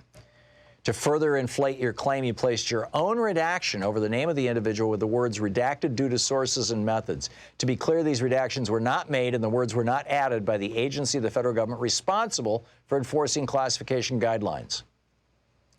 Predictably, news commentators began repeating your accusations in even more extreme terms, suggesting in headlines, for example, that Clinton burns CIA Libya contact. Because Libya is where Benghazi was. Contrary to your claims, the CIA yesterday informed both the Republican and Democratic staffs of the Select Committee that they do not consider the information you highlighted classified. Trey Gowdy lied about Hillary Clinton, about her emails, about the whole thing. Where's the accountability? I don't get it. Where is the accountability? We'll be back. You're listening to the Thom Hartmann Program. Call 202-808-9925. Hopefully at the election, a year and a month from now, he says in response to his own rhetorical question. We'll be back with your responses right after this.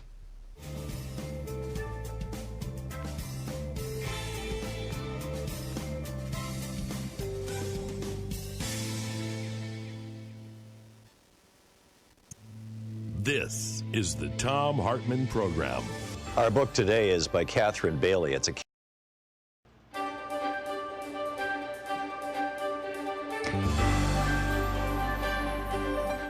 Our book today in the Thom Hartmann Book Club is by P.E. Moskowitz. It's The Case Against Free Speech, the First Amendment, Fascism, and the Future of Dissent. This is from the introduction. This book is not anti-free speech. It is anti the concept of free speech. It's an important distinction. Everyone should have the right to say what they want. I will not argue otherwise. I am not an authoritarian. In this book, I will not argue that the United States should adopt laws banning racist speech, like the ones that have proliferated throughout Europe, for example. I think those laws are often counterproductive and end up being used against leftists instead of against racists. I won't argue that Nazi speech should be outlawed as it is in Germany. I won't argue that the First Amendment should be reformed nor more firmly upheld. This book is not about whether the First Amendment is good or bad. This book is about why the First Amendment is nearly irrelevant, except in its power as a propaganda tool. In the following chapters, I will argue that free speech as a concept is meaningless, that it is a dialectical smokescreen more than an ideal to be upheld, that in a grossly unequal society, in which a few corporations control the means of media dissemination and a small group of the ultra-wealthy bankroll entire political movements, there can be no meaningful definition of free speech. On paper, I'm free to speak as a billionaire. I am as free to speak as a billionaire. Yet I do not have the power to change laws through political donations, to influence college curricula, or to quash entire movements for economic liberation. And still, I hold more speech power than most. I am a published author, and my speech is sanctified by the gatekeepers of my publishing house. Therefore, the path to free speech, I will argue, has less to do with a law about speech, or many laws, than with ending racism and inequality. Throughout U.S. history, disparate groups have claimed to cherish free speech more than their enemies. Unionists in the 1920s saw free speech as synonymous with striking and ultimately class revolution. Today, conservatives are the group to most often shroud their politics in free speech, arguing that any silencing or protesting of their speech runs counter to U.S. values of freedom and liberty for all. But as I hope to prove in this book, free speech has never really existed, because freedom and liberty have never really existed for the vast majority of Americans. Instead, the U.S. has systematically acted against those values, suppressing the opportunities, speech, movements, and actions of the masses, especially people of color and anti-capitalists, in order to favor the free flow of capital to the owning class. This oppression and suppression have been constant since the founding of this country, and therefore free speech is a hollow signifier, pointing to a past that never existed. The funny thing about free speech is that it's been used to fight for and against these liberties, both as a guise for the wealthy and powerful to oppress the poor, like the Koch brothers and their supporters using free speech to push through anti-democratic legislation and rip apart campaign finance laws, and as a rhetorical tool for the working class to further their cause, as happened in the early 1900s when leftists argued that free speech includes the freedom to riot, and the ACLU argued it was the only way to prevent a violent revolution. I don't argue that one definition of free speech is more legitimate than the other, but that they are all relatively empty signifiers, hiding more tangible structures of power and ideas underneath them. So why write a book on free speech if I think the term is essentially meaningless? Because the concept holds so much weight in our country. We argue endlessly about whether it's being trampled on, whether college students hate it, whether the government is adequately upholding it, but we rarely ask what free speech is, or how we got to the free speech crisis we supposedly face today. When you scratch the surface of conversations over free speech, you find more difficult issues underneath. It's much easier to talk about the ability of conservatives to speak on college campuses than about the systemic racism, sexism, and transphobia college students experience. And those are the things students who protest campus visits by right-wing conservatives are actually fighting against. It's easier to fantasize about a country that values free speech than to grapple with the fact that we place so much emphasis on free speech while jailing dissidents and allowing tens of millions to live in poverty. What is free speech to someone who works 60 hours a week and has no time nor any platform to use their supposed right? There is relatively little literature and philosophy on free speech, despite the fact that it has been in constant contention since the founding of this country. Even the legal history of the First Amendment is sparse for something so foundational to the values of our country. A few have seriously grappled with ideas of what free speech does and does not mean, most notably literary theorist Stanley Fish, who has argued that the term does not mean much at all. Leftists like Noam Chomsky have written about free speech tangentially in their explorations of media as a propaganda tool. Most history books on speech are written as hagiographies, unquestioning the intent of the Founding Fathers and their morals, with a few notable exceptions, such as Laura Weintraub's The Taming of Free Speech. I don't intend to fill the yawning gap of research history and philosophy. This is not a definitive account of free speech, but a necessary intervention, prodding us to be more critical of the term, and maybe along with it, of the other lofty concepts we must hold near and dear. The case against free speech. Thom Hartmann cruise will be sailing in July of 2020. The 7-day Oceania cruise will be going to Bermuda, and I'll be hosting onboard events about the topics of the day. More info at thomhartmann.com or 800-856-1155.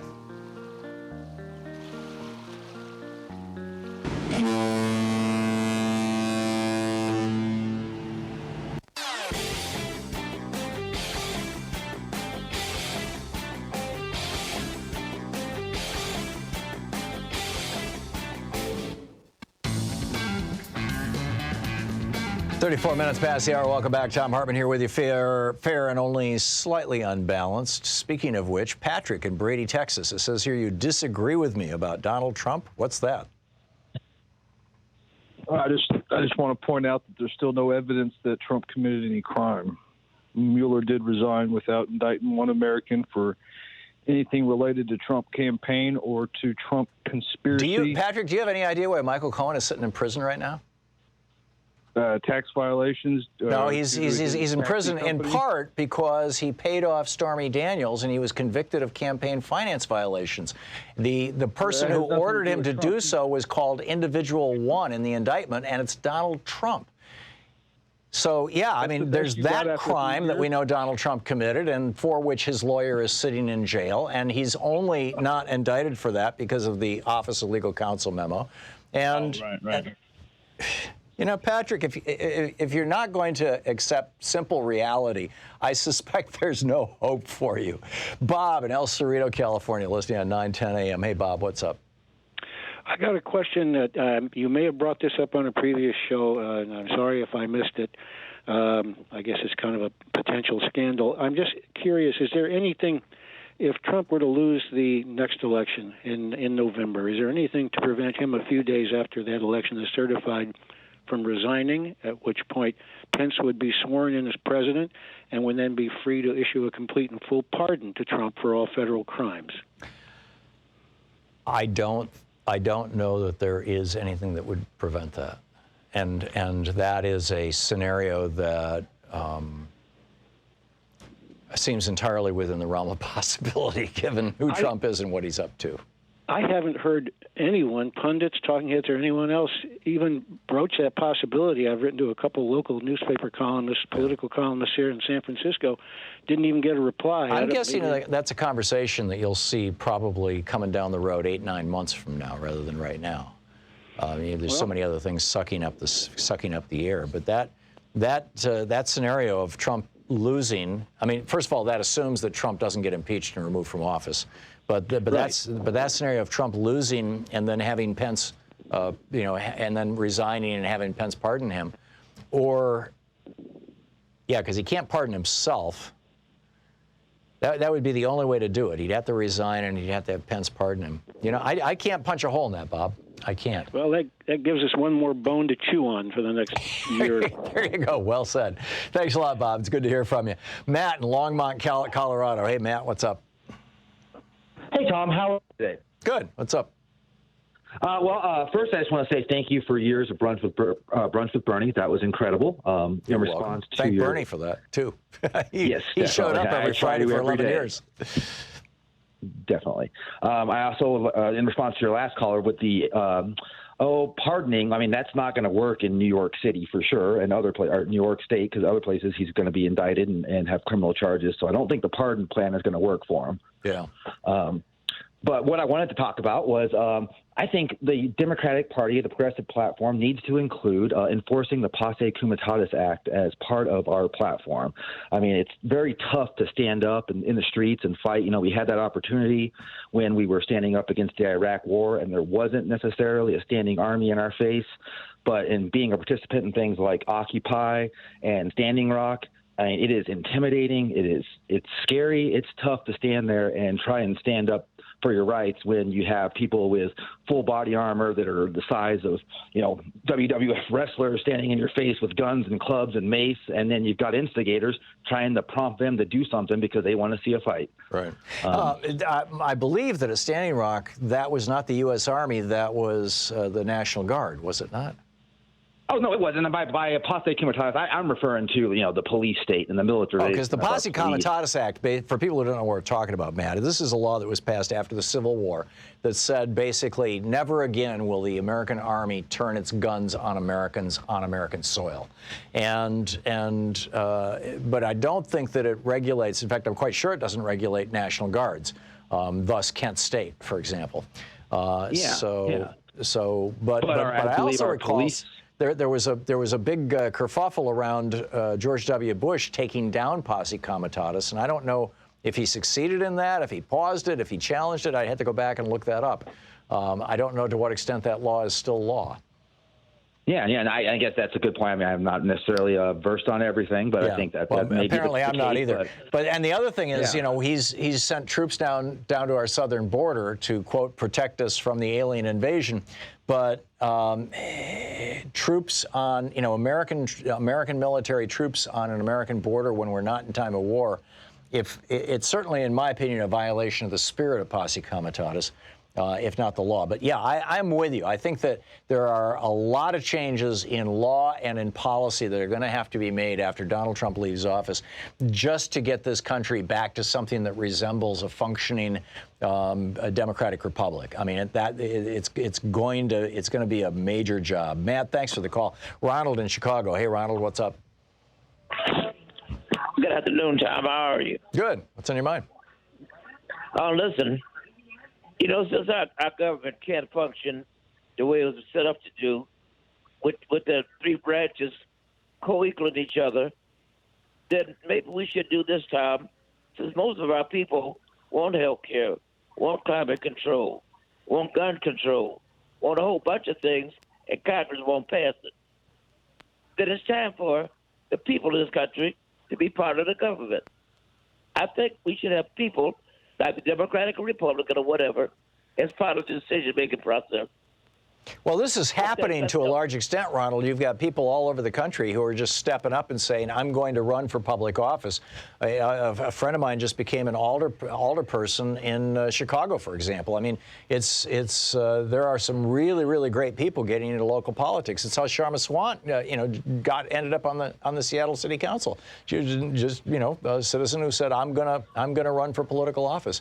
And it's one of the reasons why there's so many women now showing up in the Democratic Party, because, particularly after the election of Donald Trump, women were like, whoa, we've got to participate. So I think we're there. My fear is, I mean, we're not there, but we're moving in the right direction. What my fear is that as long as we continue down this path of destruction, is it going to be enough in time? Well, that's the question. That's what I'm afraid of. That's the question. That's what bothers me. I'm 78 years old. But I've got grandchildren and great-grandchildren. What about them? Yeah. I mean, it's not going to affect me because I'm too old. But what's going to happen with other people in this country if we don't take control of our own government from a bunch of people who don't care about us? I am absolutely with you, Ronald. And in a whole spectrum of issues, from things like, Social Security to climate change to just, fundamental issues of democratic governance, of having a government that works for itself.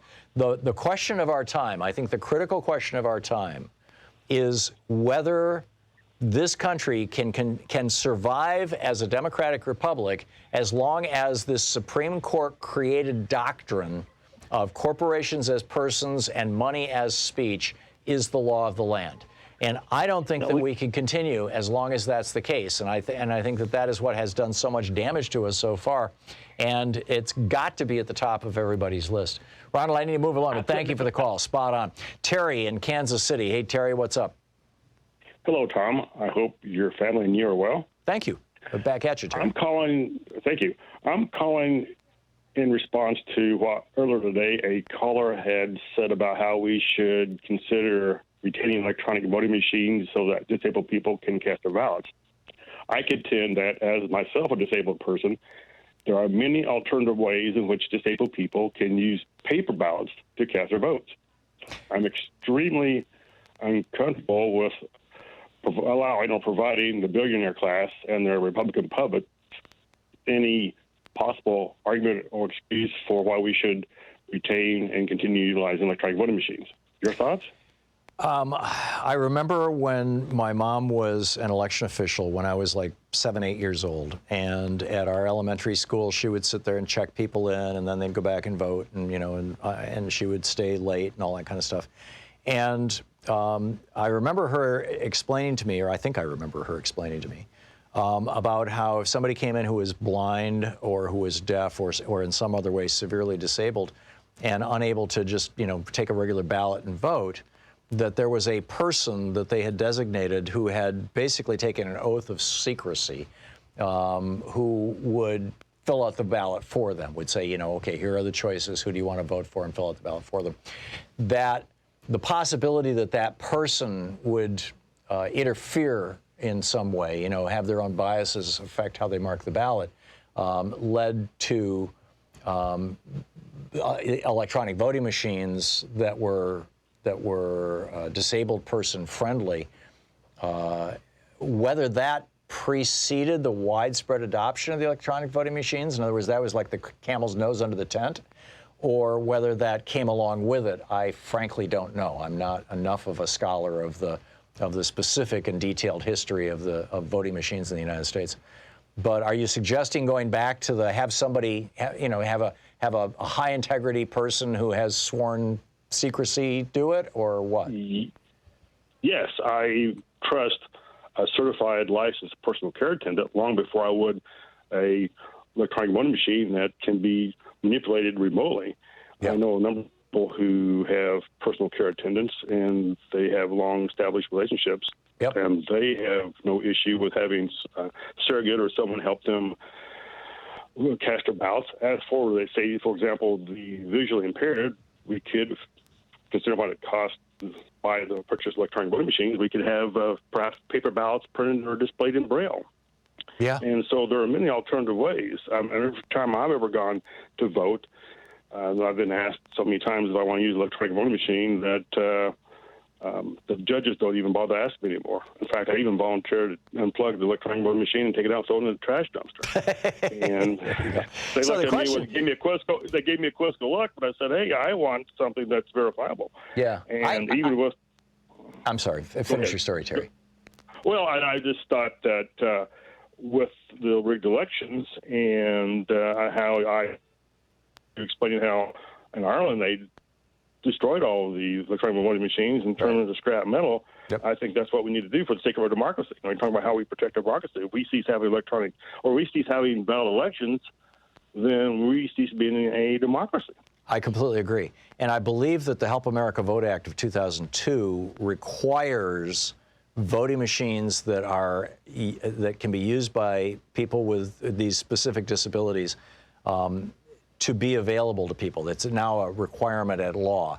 And like I said, whether that was the thing that led to electronic voting machines or whether it was an outcome or whether it was used as rationalization for it, I don't know. But we would have to change the laws in order to make that possible, I believe, right now, Terry. But I think your point is very, very well taken. I completely and totally agree with you. And, frankly, I think that this is something that we need to be looking at as an assault on democracy. I mean, this is just a plain old flat-out assault on democracy.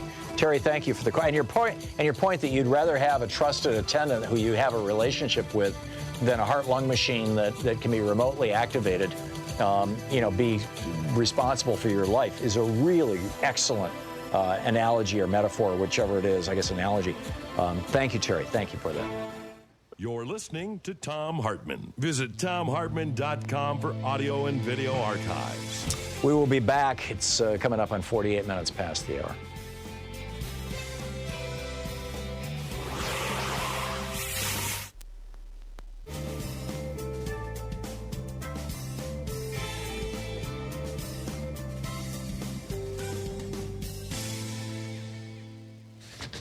And welcome back. Oh, let's see here. Molly in Grand Rapids, Michigan, watching us on Free Speech TV. Hey, Molly, thanks for calling from the town where I was born. What's up? Oh, I like living here. First of all, pardon me, I have chronic bronchitis, so I always sound kind of rough, but I feel great. Good. Thanks for taking my call. Sure. I wanted to say that you were kind of spot on when you were talking about maybe the military won't do anything. I have a son who has been in military intelligence for 20 years. He's now at a SCIF. You know what that is? Yes, these are secure facilities. Oh, yeah, for more top communications. secret than top secret. Right. And he's there. His specialty is as a Russian linguist. And I asked him that very same question. Why doesn't, first of all, let me just interject here that he said so many people at his rank level really, really detest Trump. And I said, well, what are the chances that the military would take over if we can't do it legislatively or any other way? And he said, that's not likely to happen. Well, it's not what you'd want either, a military coup. No. I can't think of a military coup in history that has turned out well. Oh, no, I certainly agree. But I was asking him about that issue you were talking about. Yeah. And he said, that's not likely to happen. Yeah. It's just not the way we're built. Yeah. So I just thought I'd throw that in. Yeah, and he said it right. I mean, it's not the way they're built. It's not the way that military culture has developed, literally since the days of George Washington. It's absolutely. And I think it's one of the reasons why there's so much pushback in the military. Not physical, political kind of pushback like the caller earlier was talking about, but grumbling and mumbling, and we're hearing about terrible morale and probably the military vote when it comes in. And frankly, I think this is one of the reasons why in the 2004 election, one of George W. Bush's objections to the recount in Florida was that all the military ballots had not yet been counted. And they were trying to prevent those military ballots from being counted. And I think it's because the military, the overseas military, was not voting for George W. Bush. Yes, exactly so. And on Twitter and a number of other places, people say, well, now Mattis is speaking up, and now McChrystal is speaking up, and Petraeus. Well, they're retired. Yes. And that's actually the way, again, the military is structured. So that's always going to be the way. That's the appropriate thing. That's a good thing. It's a fine thing for people who have been in the military to have very, very public political opinions. But while they're in the military, there is this strict separation between politics and military activity, and to the extent that begins to break down, we're in trouble. Now, the other thing is there used to be a fairly strict separation between the military and the endorsement of religion, because the military was an extension of our government. That has broken down badly at the U.S. Air Force Academy. Mikey. That's just what I was just going to mention that. That's what my son talked about. Mikey Weinstein wrote a book about practically this. Evangelical. Yeah, exactly. All right. Thank you, Tom. Thank you very much. Thank you, Molly. Great to hear from you. So, now we've got evangelicals openly working inside the American military. They come in saying, oh, let's talk about Jesus.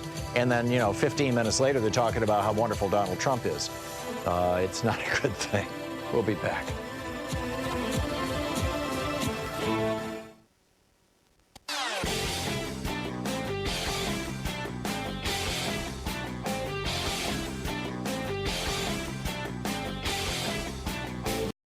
Thom Hartmann here. My new book, The Hidden History of the Supreme Court and the Betrayal of America, has arrived. What if the Supreme Court did not have the power to strike down laws? Discover the hidden history of judicial review and this scam called original intent. Learn how we can save the planet by modernizing the Supreme Court. And most important, how we can democratize the Supreme Court now before it's too late. From the time Americans wake up until the time we go to bed, everything we do, touch, ingest, breathe, and use has been touched by the Supreme Court.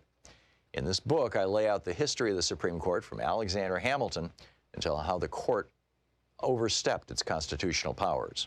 America does not belong to the kings and queens of the court. It belongs to the people. The hidden history of the Supreme Court and the betrayal of America is available now in fine bookstores everywhere.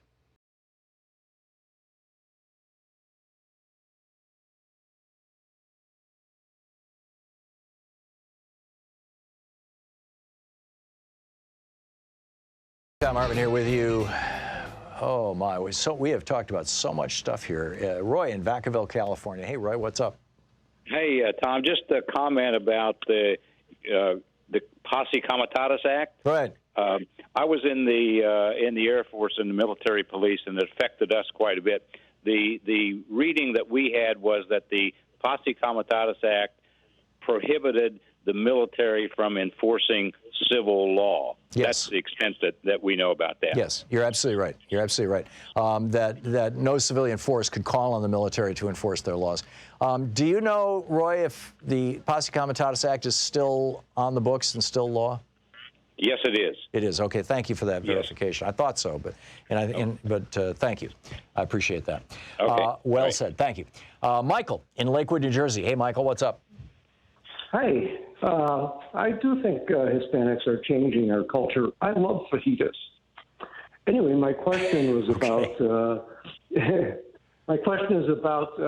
Andrew Yang had an idea of passing out vouchers for, I don't know, maybe $100 to every registered voter to be used in campaigns to contribute to the candidate of their choice. I haven't really heard anyone comment about that. Yeah, but that's something he's not the only one to have suggested that. He's not the only one to have suggested that. There's a Warren program to that effect. Bernie's talked about things like that.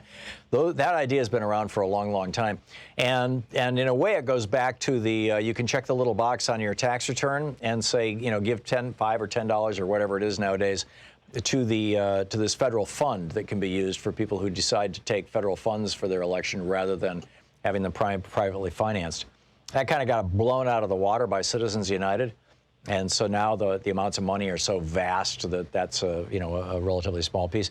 But I think it's a great idea, and I think that if we can invent $80 billion a week out of thin air, if the Fed can do that just to keep the repo market, the overnight bank lending market liquid, we should certainly be able to invent $1 billion or $2 billion out of thin air and throw it into the political arena at the level of the individual, give it to individual people to use as political donations, and make it in vouchers or credit cards or whatever that cannot be used in any other way. I think it's a great idea.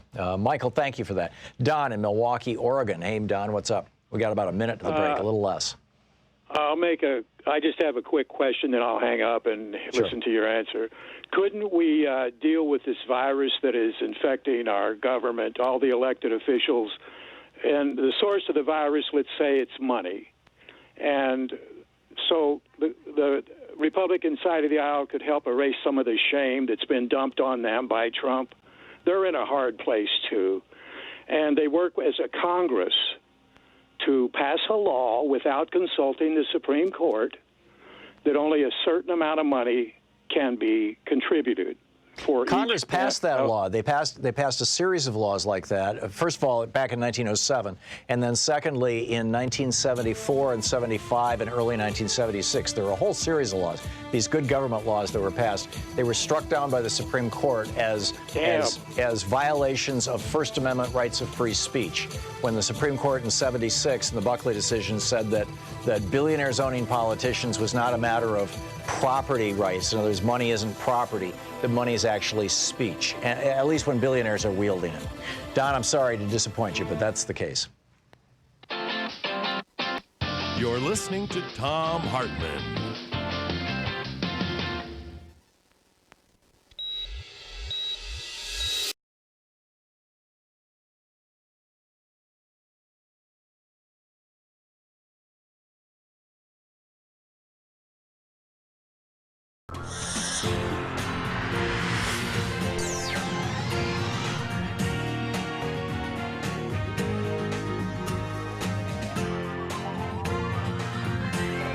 We say fight back!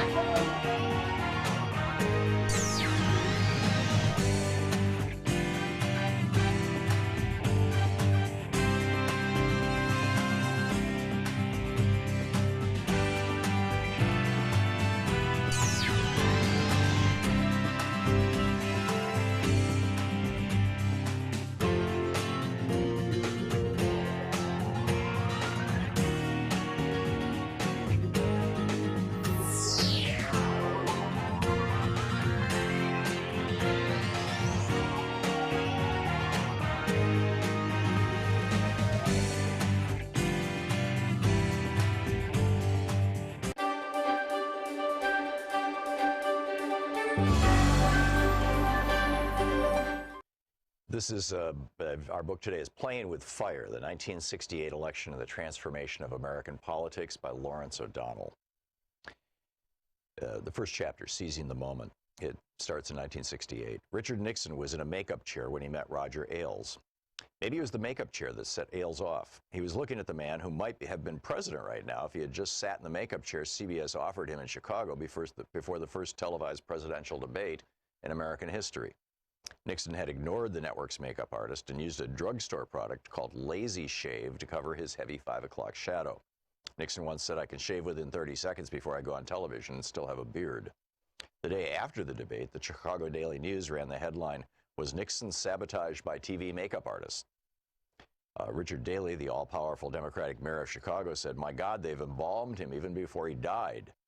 Nixon lost the election to John F. Kennedy by 0.2% of the vote, 49.7% to 49.5%. In an election that close, every mistake matters. A mistake like not getting the makeup right was the kind of thing that infuriated Roger Ailes. Now, 7 years later, Ailes was meeting Nixon for the first time in the makeup room of the Mike Douglas show. At age 26, Ailes looked like an assistant, but he was the boss, the executive producer of the show, and Nixon was once again a presidential candidate in what was beginning to look like a crowded field covering the 1968 Republican nomination. Ailes wanted Nixon to be president, and he knew the most powerful force blocking Nixon's path to the White House was television. To win the White House in the 1960s, you had to understand and respect the power of television. Ailes also knew that one of Nixon's potential rivals for the Republican nomination understood everything about television, Ronald Reagan, the former film and TV actor. Ailes wondered what Nixon had learned about TV since the makeup disaster of the 1960 campaign. Sitting in the makeup chair, Nixon offhandedly mentioned to Ailes how silly it felt to try to reach voters by appearing on an afternoon talk show like this one instead of a news show like Meet the Press. The Mike Douglas show is targeted at housewives and usually populated by B-list showbiz celebrities. In response, Ailes instantly rattled off a list of every bad move Nixon had ever made on TV, and it was a long list. Ailes was a teenager when he'd seen some of these things. This was not the way people talked to former Vice President Richard Milhous Nixon. There was none of the deference Nixon had become accustomed to over the decades, and Nixon loved it. Nixon made Ailes an offer he couldn't refuse. Instead of trying to make Mike Douglas America's biggest afternoon TV star, make Richard Nixon America's next president. With Ailes on the media team, the Nixon campaign was ready to make the move from being the worst TV campaign to the best. "We're going to build this whole campaign around television," Nixon told his media team. "You boys just tell me what to do and I'll do it." Roger Ailes' career in Republican politics, which included every day he ran Fox News, turned out to be longer than Richard Nixon's. Ailes became more influential in Republican politics than Nixon ever was. We have reason to wonder who would be president today if Richard Nixon had not provoked Roger Ailes in the Mike Douglas show makeup room. Such are the seeds that were planted in American politics in the 1968 presidential campaign. "Run, Bobby, Run" is the subhead for the next part of this. Bobby was a natural on television. In 1967, he was the only potential presidential candidate who could charm a TV audience just by being himself. All he needed was his smile. Bobby was the Elvis of American politics, the only politician who didn't need a last name to identify him. But his last name was everything. It was Bobby Kennedy's last name that made every potential candidate fear him. As the field of candidates began to take shape in 1967, every campaign calculation depended on Bobby, even when he showed no signs of wanting to run, even when he told people he wasn't going to run. President Lyndon Baines Johnson feared Bobby to the point of obsession. Johnson thought Bobby was the only one who could do the unthinkable, challenge the incumbent president's grip on the Democratic nomination. Johnson was sure that Bobby was the only Democrat who might dare run against him. He was wrong. Nixon feared Bobby too, as did every Republican planning a campaign. Nixon knew exactly what to fear. He had lost to a Kennedy before. Losing to a Kennedy meant losing to the Kennedy political machine, and it meant losing it to the Kennedy style.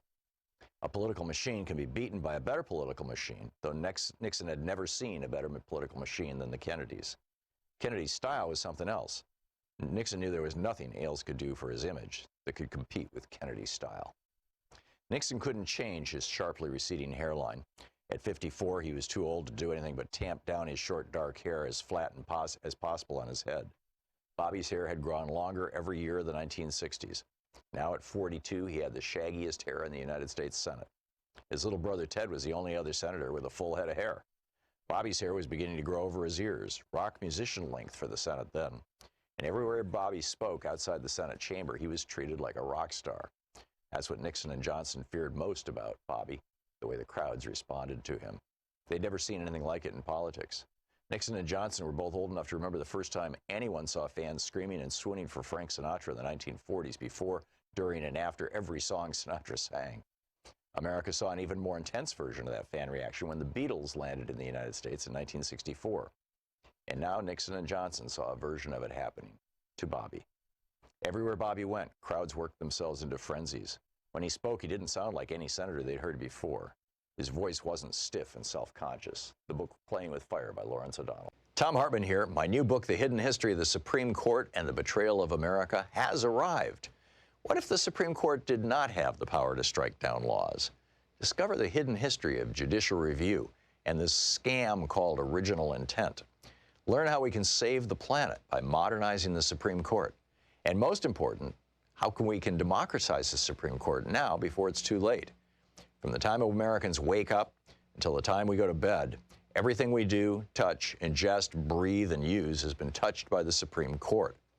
In this book, I lay out the history of the Supreme Court from Alexander Hamilton until how the court overstepped its constitutional powers. America does not belong to the kings and queens of the court.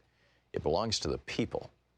The Hidden History of the Supreme Court and the Betrayal of America is available now in fine bookstores everywhere. Want to connect with the show online? You can find the Thom Hartmann Program on Facebook, Twitter, and Instagram.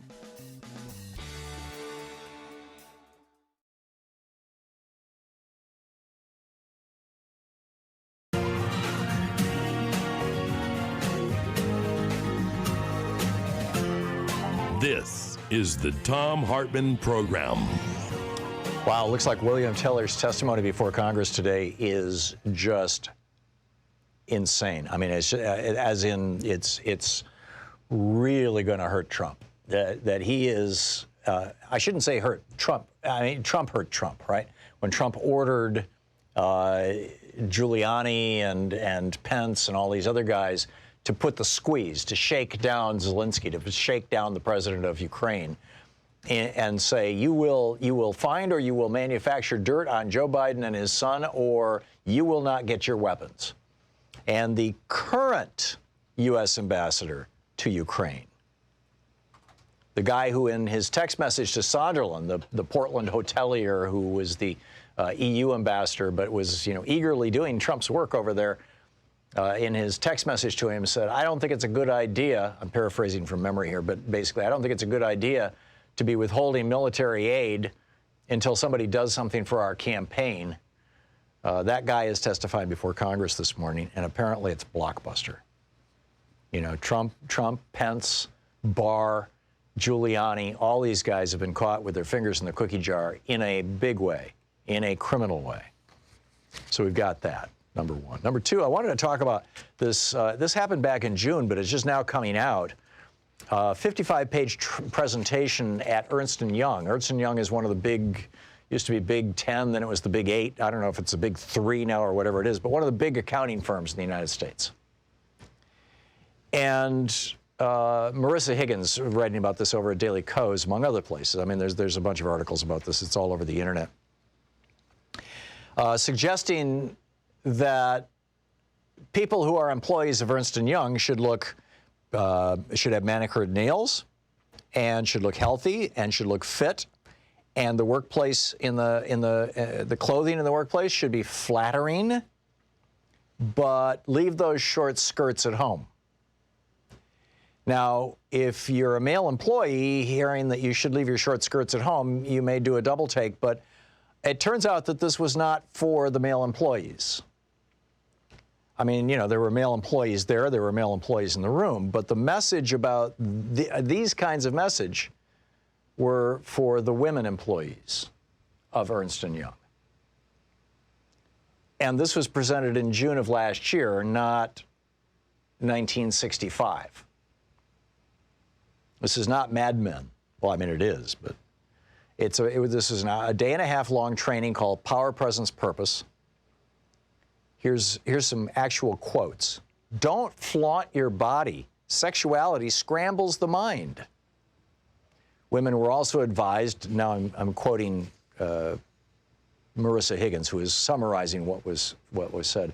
Women were also advised to sit at an angle when speaking to men, the logic being that sitting face-to-face with men was too threatening to them. Women were advised not to interrupt men during a meeting, but to seek them out before or after. In other words, if you have something to say to a man who's speaking in a meeting, don't interrupt him, don't address him during the meeting, go talk to him after the meeting. You don't want him to feel like he's being confronted or challenged or corrected. They had a worksheet that listed masculine traits. These are actual quotes from the worksheet. Acts as a leader, aggressive, ambitious, analytical, has leadership abilities, strong personality. And then here's the feminine traits. This is how you ladies at Ernst & Young are supposed to behave. Affectionate, cheerful, childlike, compassionate, gullible, loves children. Female participants were told that their brains were more like pancakes and men's brains were more like waffles. Now, what the heck does that mean? Well, one woman who was in the seminar told a Huffington Post reporter, quote, that this is what she was told. This is what they were told. Women's brains absorb information like pancakes soak up syrup, so it's harder for them to focus.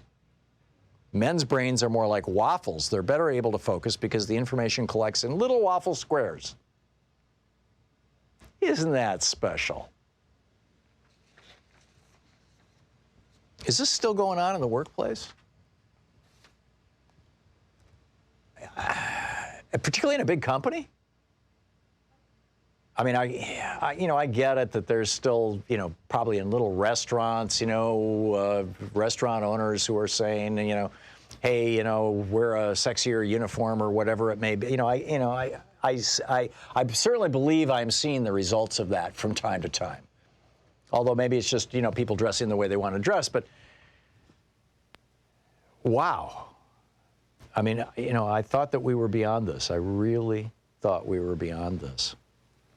So if you have any interesting stories about this sort of thing, I would love to hear them, where, employers have said, if you're a woman and an employer, or for that matter, if you're a man and they've just simply made these kind of remarks, that, oh, well, women, their brains are different, and they just don't work as well as men. Give me a shout.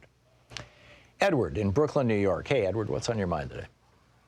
Yeah, how you doing, Tom? Good. It's so funny because when you say that, it's so true. It's still the same. Yeah. It's a man's world. I hate to say it like that, but it's like, it's always pointed that way. But it's changing. And unfortunately, a man's world is a world that's more violent and more brutal and, Unfortunately, yes. And I guess that sounds sexist, too, although it's, I think the testosterone poisoning, cultural testosterone poisoning is an actual real thing. But anyhow, back to you, Edward. But you know what it is? That Middle East, that whole thing, it's like, my father always said in 60, when they killed Kennedy, that was a coup. He said, then I seen the second coup in 2000 when Gore literally won that election. But let's look at it this way. Bush invades Iraq, rehash all this stuff. Now we're coming to 2019 with Turkey, which is a NATO ally. Greece is a NATO ally. They want to expand to take the fuel from that side. And well, in Turkey, Erdogan just came out and said he wants nuclear weapons, too. Believe me, there's nuclear weapons on the base because but the U.S. has them, but Erdogan Right. wants his own, and Russia is building a reactor for him to do that right now. Listen. There's big problems. Even that's why these GIs are killing themselves, because they're not fighting anything. All they're doing is guarding these oil wells and keeping the peace. Well, and this They're is not what Esper really just said. doing He just held a soldier. press conference this morning, and he said we're pulling our soldiers back into the regions, into the oil-rich regions of northeastern Syria and northwestern Iraq.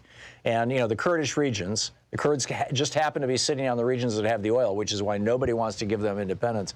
But, spot on, Edward, spot on. Thank you. Annie in Atlanta. Hey, Annie, what's up?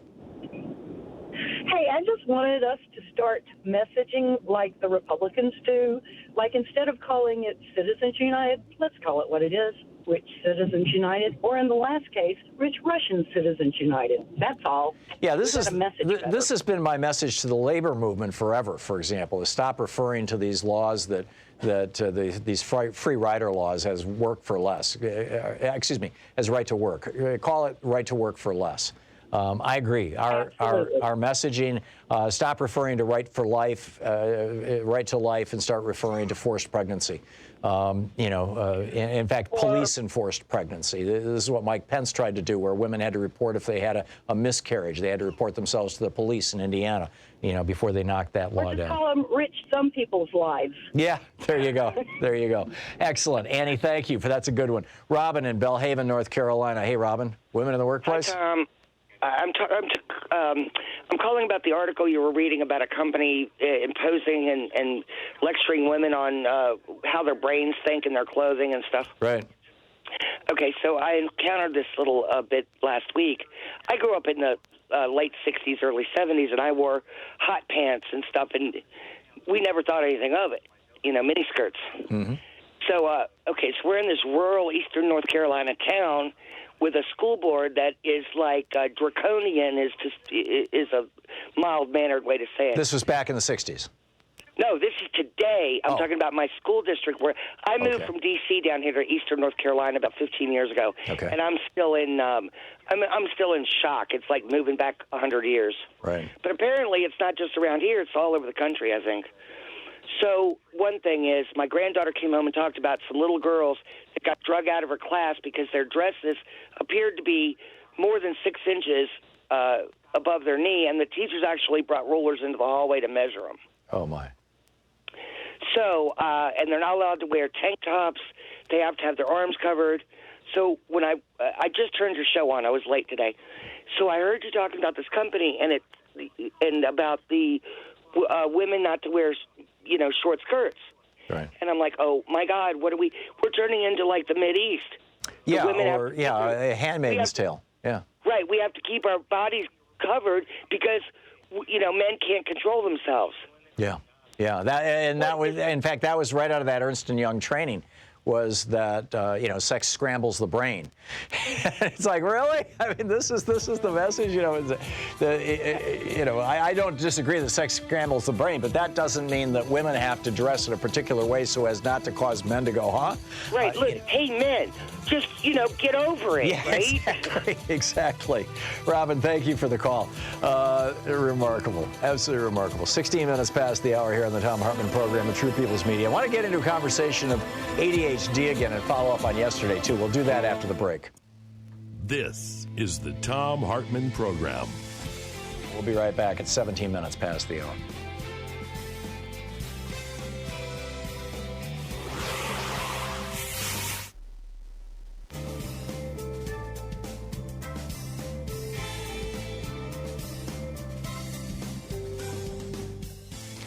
And welcome back. Mary in Tucson, Arizona. Hey, Mary, thanks for watching Free Speech TV. What's on your mind today? Hi, you just said something in the last hour about Biden and the Ukraine situation where they're going to investigate him.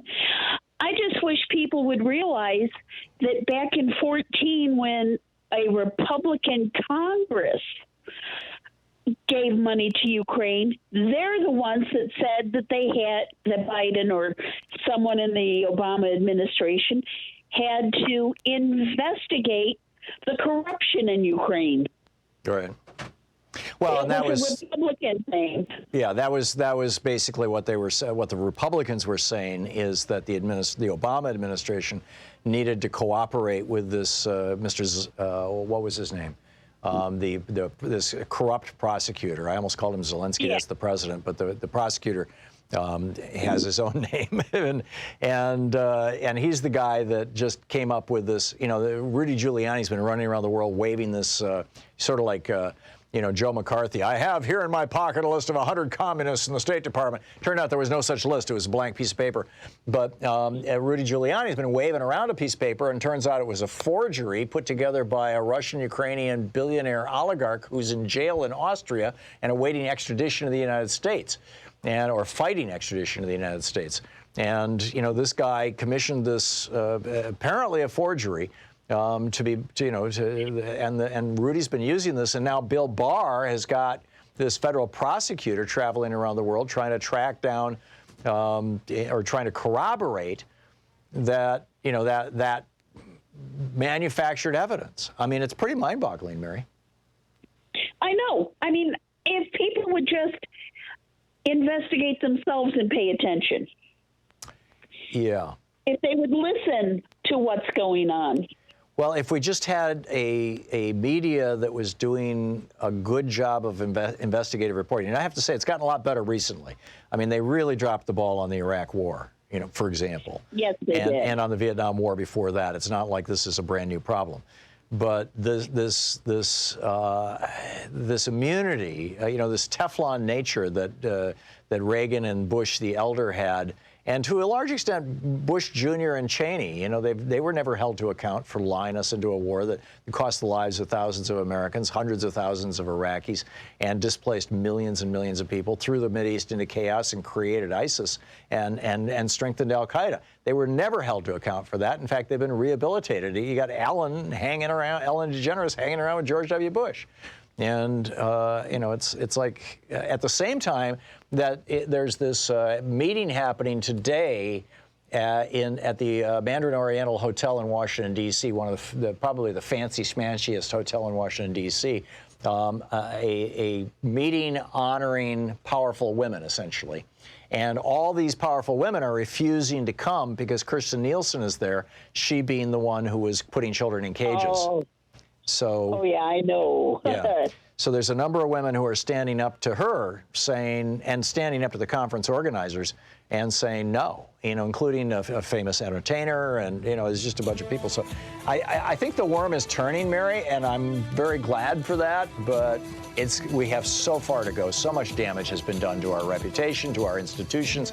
I mean, we don't even have time to cover in the news what they're doing with the Interior Department, the EPA, and all these other agencies where they're just stripping the science out. They're selling off our national treasures. Trump is turning the Tongass National Forest into a mine. It's insane. Mary, thank you.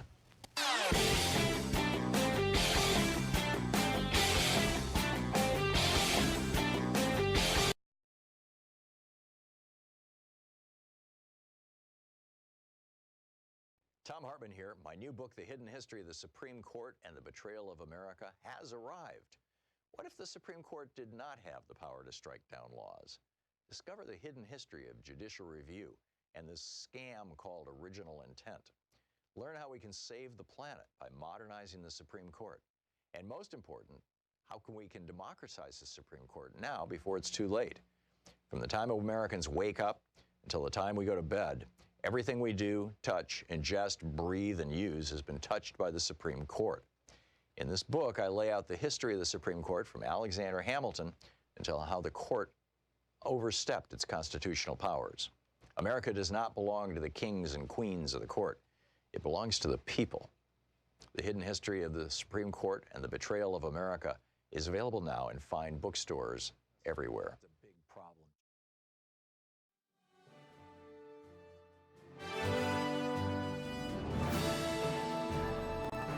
Welcome back. I'm going to get back to this conversation about women in the workplace, and then also the follow-up conversations and everything else we've been talking about in about 15 minutes. But one other thing that I wanted to share with you in the roughly 6 minutes I've got between now and the time that we're going to hit a break is, in fact, it's more like 5 minutes, is a bit of a follow-up to what we were discussing yesterday with regard to our geeky science piece with regard to hyperactive kids. What might be the mechanism? What is the internal process? In fact, let me put it in a larger frame. Why is it that when you've got little Johnny in the classroom and he's all hyperactive and you give him some Ritalin, which is a stimulant, it's in the same kind of drug, the same family of drugs more or less as caffeine and cocaine. Why is it that when you give him Ritalin, or for that matter, large quantities of caffeine, and I don't know if cocaine's been tried, but it wouldn't surprise me, that he calms down? Why would that be? Abraham Maslow suggested that there was this hierarchy of human need. At the bottom was the need for homeostasis. We need to breathe, we need to drink, we need to use the bathroom, we need to eat. Next above that was the need for intimate relationships, for contact with other people, family, friends. The next above that were, more general social needs. Above that, intellectual needs. Finally, at the very top was the need for self-actualization, the need for transcendence. And that wherever you were stuck on this pyramid, or in this hierarchy, Maslow actually didn't like it being described as a pyramid, wherever you were stuck on that, everything above you was invisible. All you could see was the stuff below you. So in other words, if you were like trying to cross the street and suddenly you find yourself caught in the middle of the street and the traffic is whizzing by on both sides, and you're thinking, there's a very good chance if I take one wrong step, I'm going to get killed, you're not at that moment wondering what your friends think of you. You're not at that moment wondering whether you're going to get fulfillment from your job or thinking about spiritual enlightenment. At that moment, you're thinking about survival. And I'm positing that Maslow overlooked a basic human need. And I write about this in my new book, ADHD, Hunter in a Farmer's World. And I posit that need is the need to know that you're alive, the need to feel alive. And that what is mediating this need, the neurochemical inside our body that regulates whether this need is fulfilled or not, met or not, is dopamine. Dopamine is the neurochemical that is increased when you take a large quantity of coffee, when you take Ritalin, or when you take caffeine. You get a dopamine boost. You also get a dopamine boost from getting on a roller coaster. You get a dopamine boost from skydiving. You get a dopamine boost from being on an airplane that's taking off, or at least most people do. Anything that's exciting produces a dopamine boost, which for people who already know they're alive is simply experienced as, oh, that's exciting.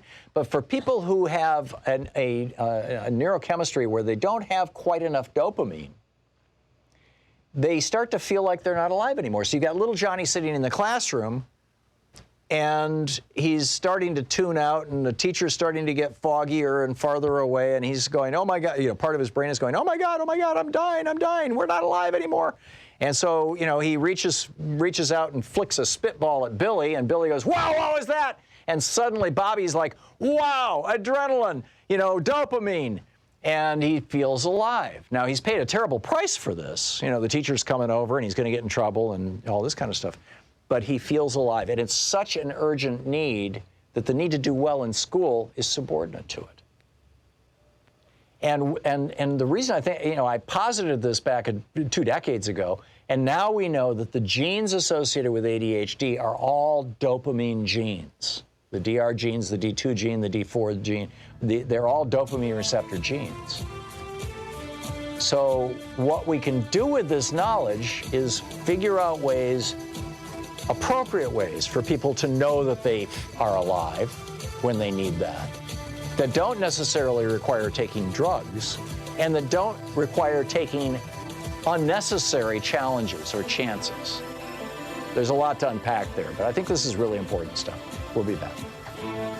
You're listening to the Thom Hartmann Program. Call 202-808-9925. And we'll be back with our conversation about women in the workplace, impeachment, war, all the stuff we've been talking about today. Stick around.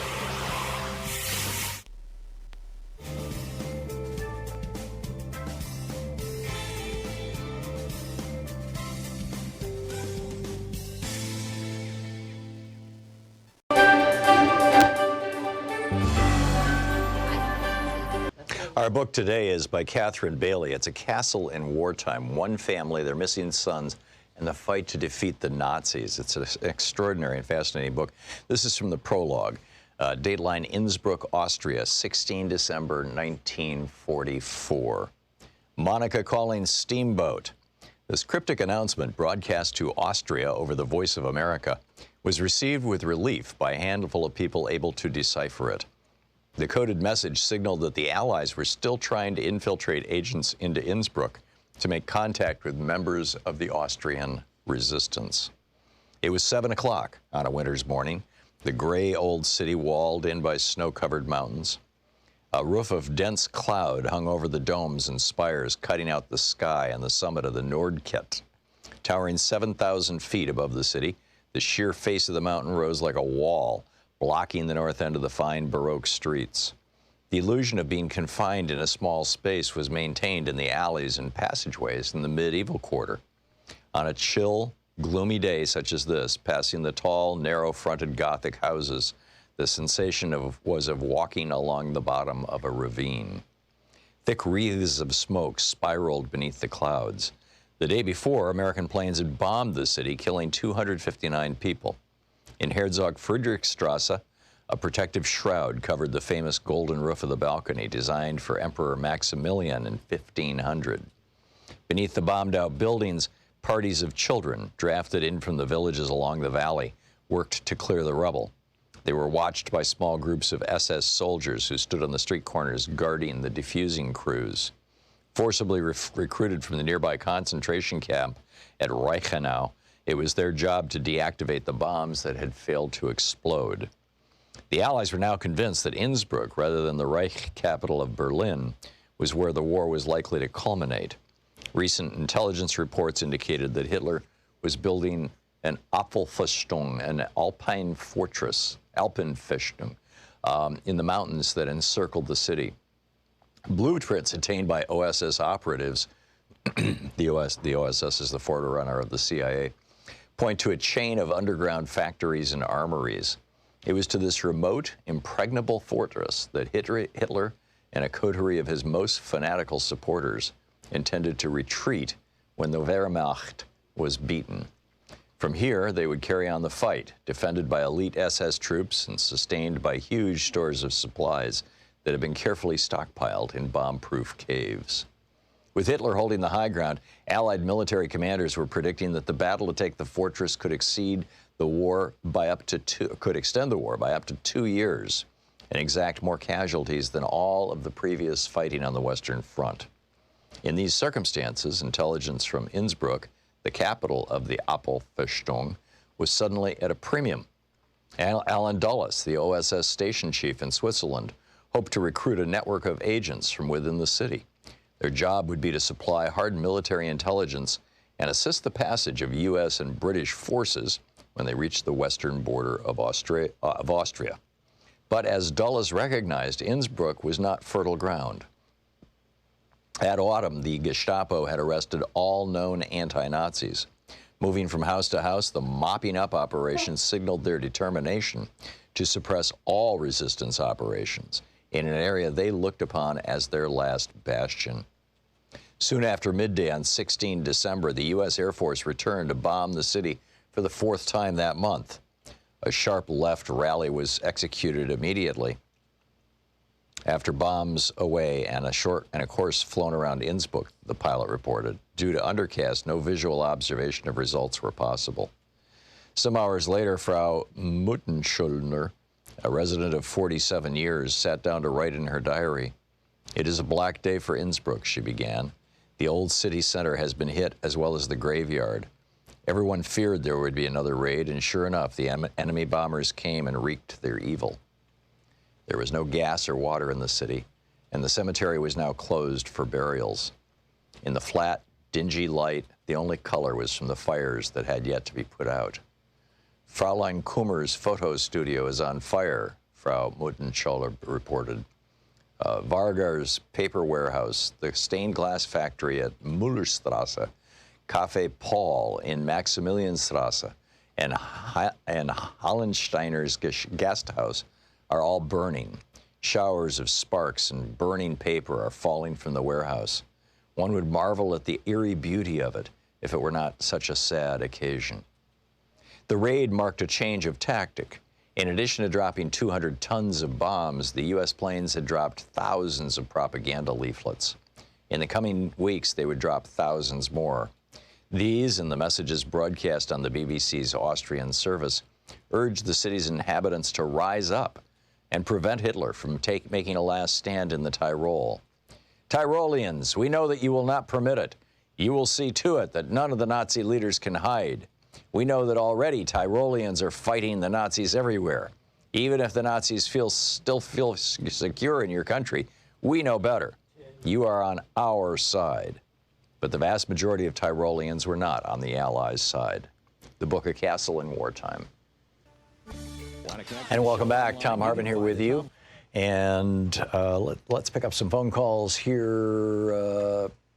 Margie in Wisconsin Rapids, Wisconsin. Hey, Margie, what's up? Hey, Tom. Let's discuss this whole female, male in the workplace thing. Okay, go for it. I'm an over-the-road solo female truck driver. And I have heard this voice for over a decade, and I absolutely laugh. And I literally heard this last week of the safety person talking to a female driver over the phone. Well, you always need to park at the truck stop in the front row under the light so that you're close and you're to the truck stop.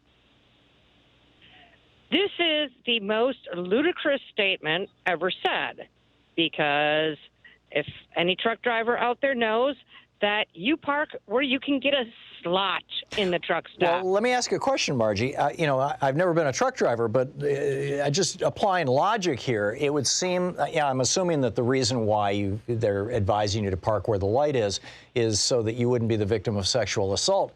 But truck drivers are all the time the victims of robberies. I mean, wouldn't the appropriate solution not be to say, especially if you're a woman, park where the light is, instead to say to the people who run truck stops, make these things so that every single parking spot is well lit and safe?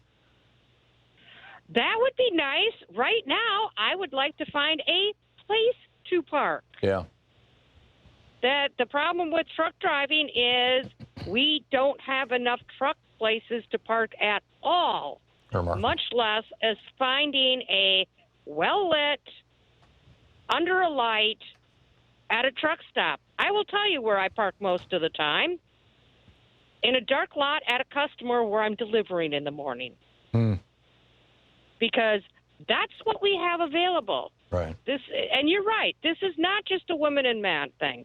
And this is what, it just aggravates me that, well, we are, the number of things I've been told that I should do differently as a female driver, as a male driver, is utterly astounding. That I should only drive during the daylight. Think about that in the wintertime.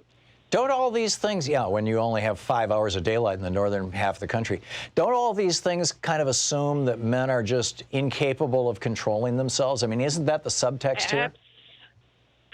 Absolutely. It is absolutely the context out here. And the subtle thing, and here's the thing.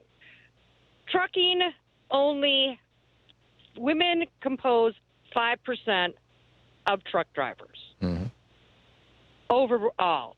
Right. Now, you take out the ones that are local drivers, and you take out the ones that are team drivers with their partner. That leaves maybe 1% to 2% of actual over-the-road truck drivers are female. Independent long haul.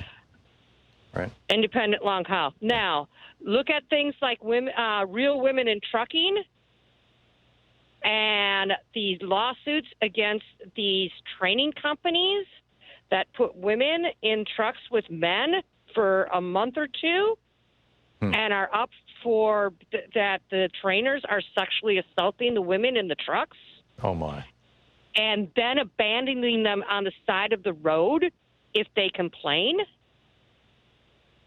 That's actually happening. Let's talk about. This is look up CRST. That's the name of a company, CRST. Lawsuit, women being sexually assaulted. This is happening all over the place. Wow. That's the one that I know off the top of my head, but it's a thing with all of the major training.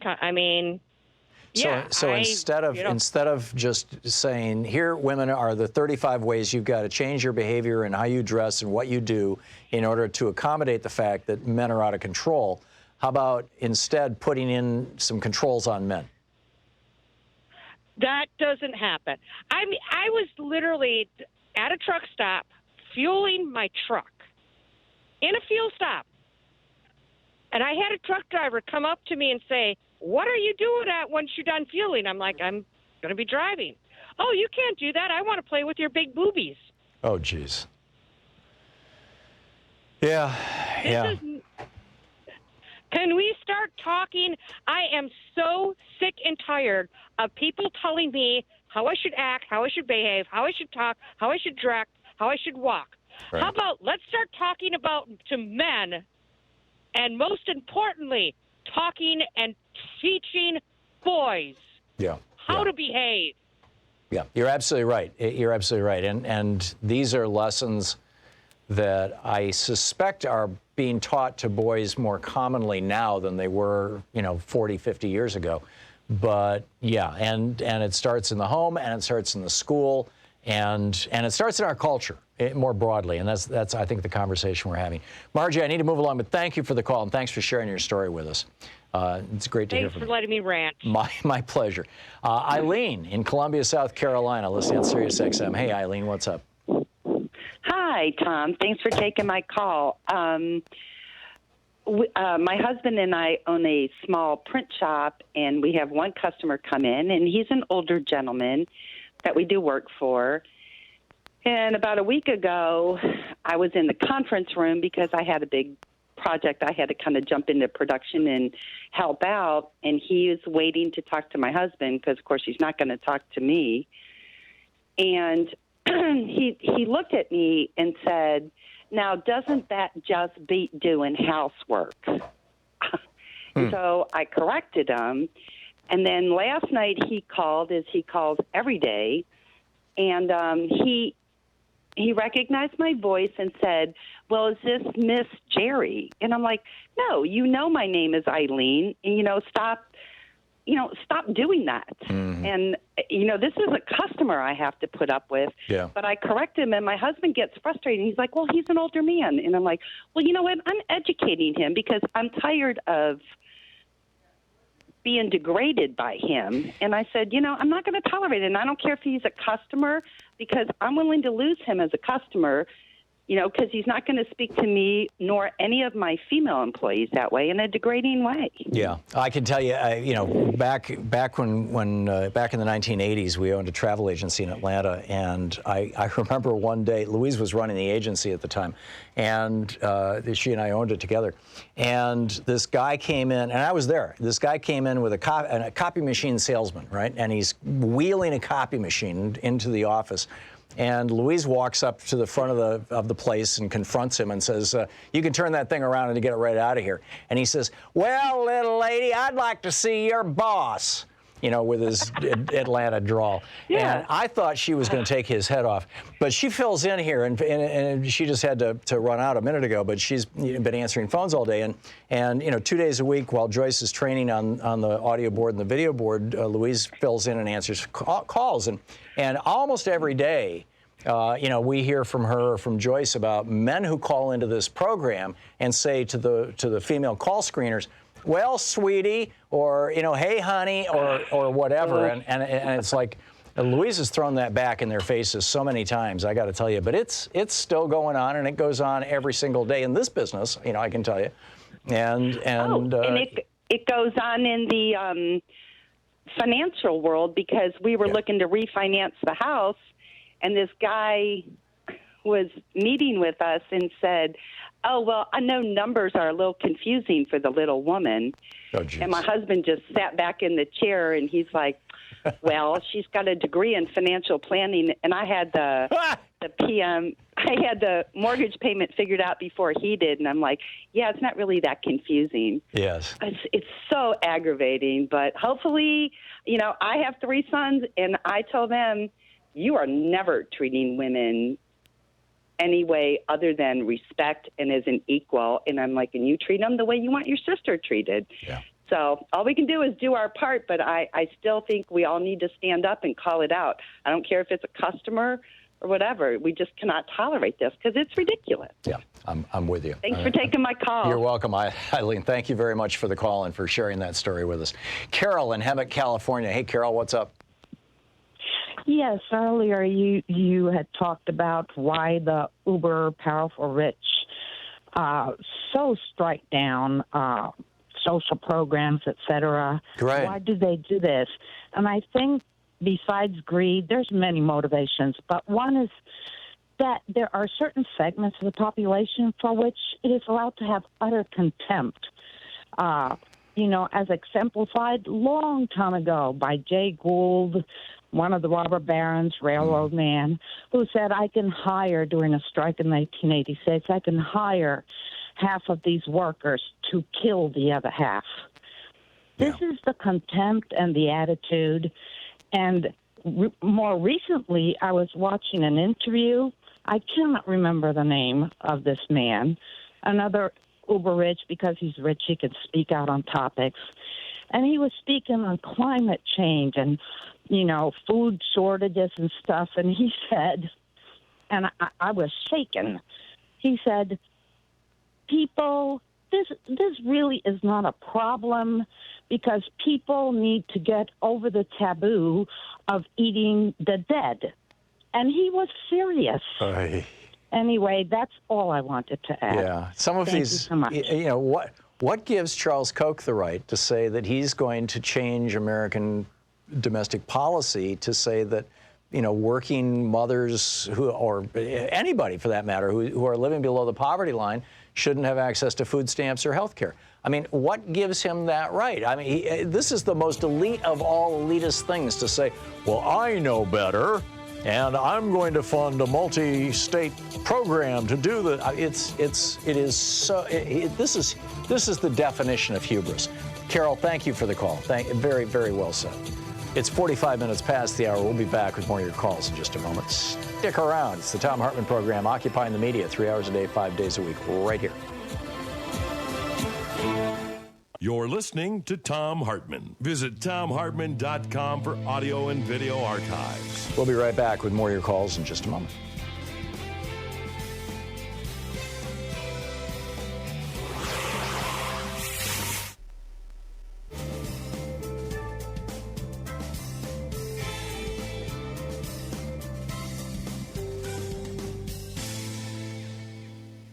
And welcome back. Richard in Upland, California. Hey, Richard, what's up? Hi, Tom.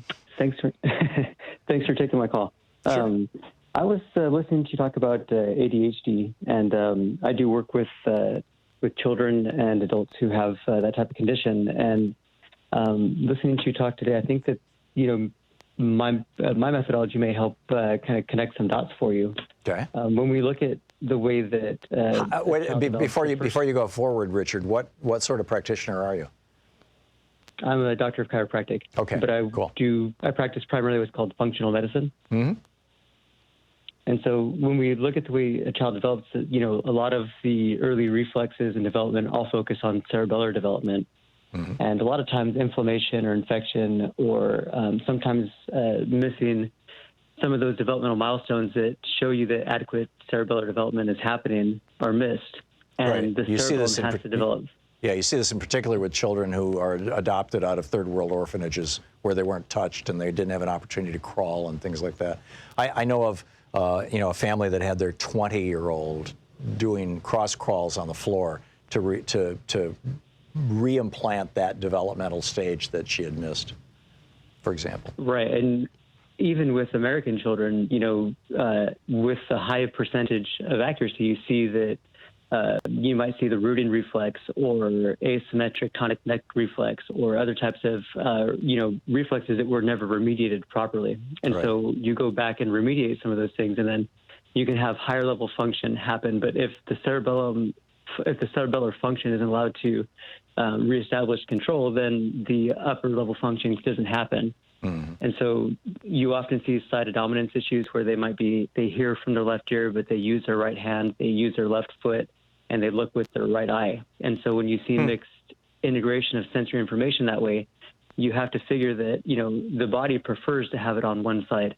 And when they're trying to get information from an instructor or the people, but they have side of dominance issues, which you see in a very, very, very large percentage of them, that they're going to have they're going to intake the information in a different way than what would be like normotypical development. Right. And so how do you, are your remediative techniques, do they have to do with revisiting those developmental stages? In some cases, yes.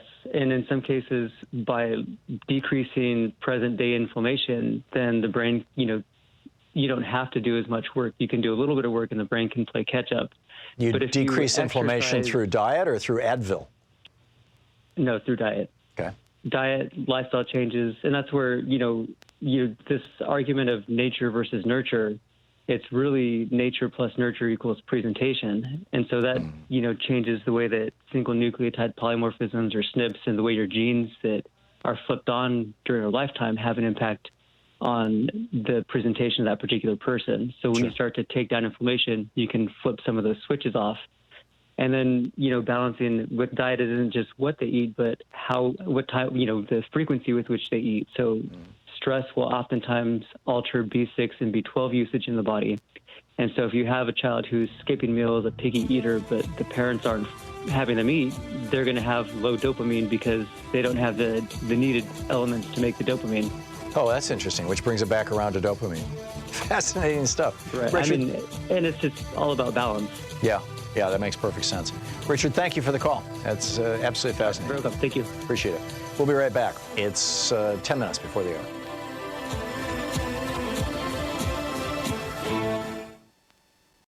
Thom Hartmann here. My new book, The Hidden History of the Supreme Court and the Betrayal of America, has arrived. What if the Supreme Court did not have the power to strike down laws? Discover the hidden history of judicial review and this scam called original intent. Learn how we can save the planet by modernizing the Supreme Court. And most important, how we can democratize the Supreme Court now before it's too late. From the time Americans wake up until the time we go to bed, everything we do, touch, ingest, breathe, and use has been touched by the Supreme Court. In this book, I lay out the history of the Supreme Court from Alexander Hamilton until how the court overstepped its constitutional powers. America does not belong to the kings and queens of the court. It belongs to the people. The Hidden History of the Supreme Court and the Betrayal of America is available now in fine bookstores everywhere. Want to connect with the show online? You can find the Thom Hartmann Program on Facebook, Twitter, and Instagram.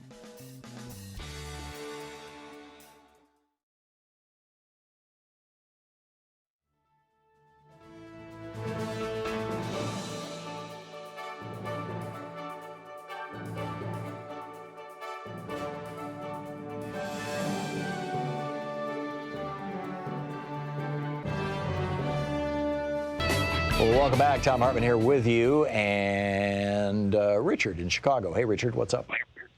Well, hi. I hope this is adds. Everything you're saying about this thing at the accounting firm is absolutely correct, but I was going to add a couple other little minor things. I spent 40 years pretty high up in some corporations. Some of them are over $100 billion in sales.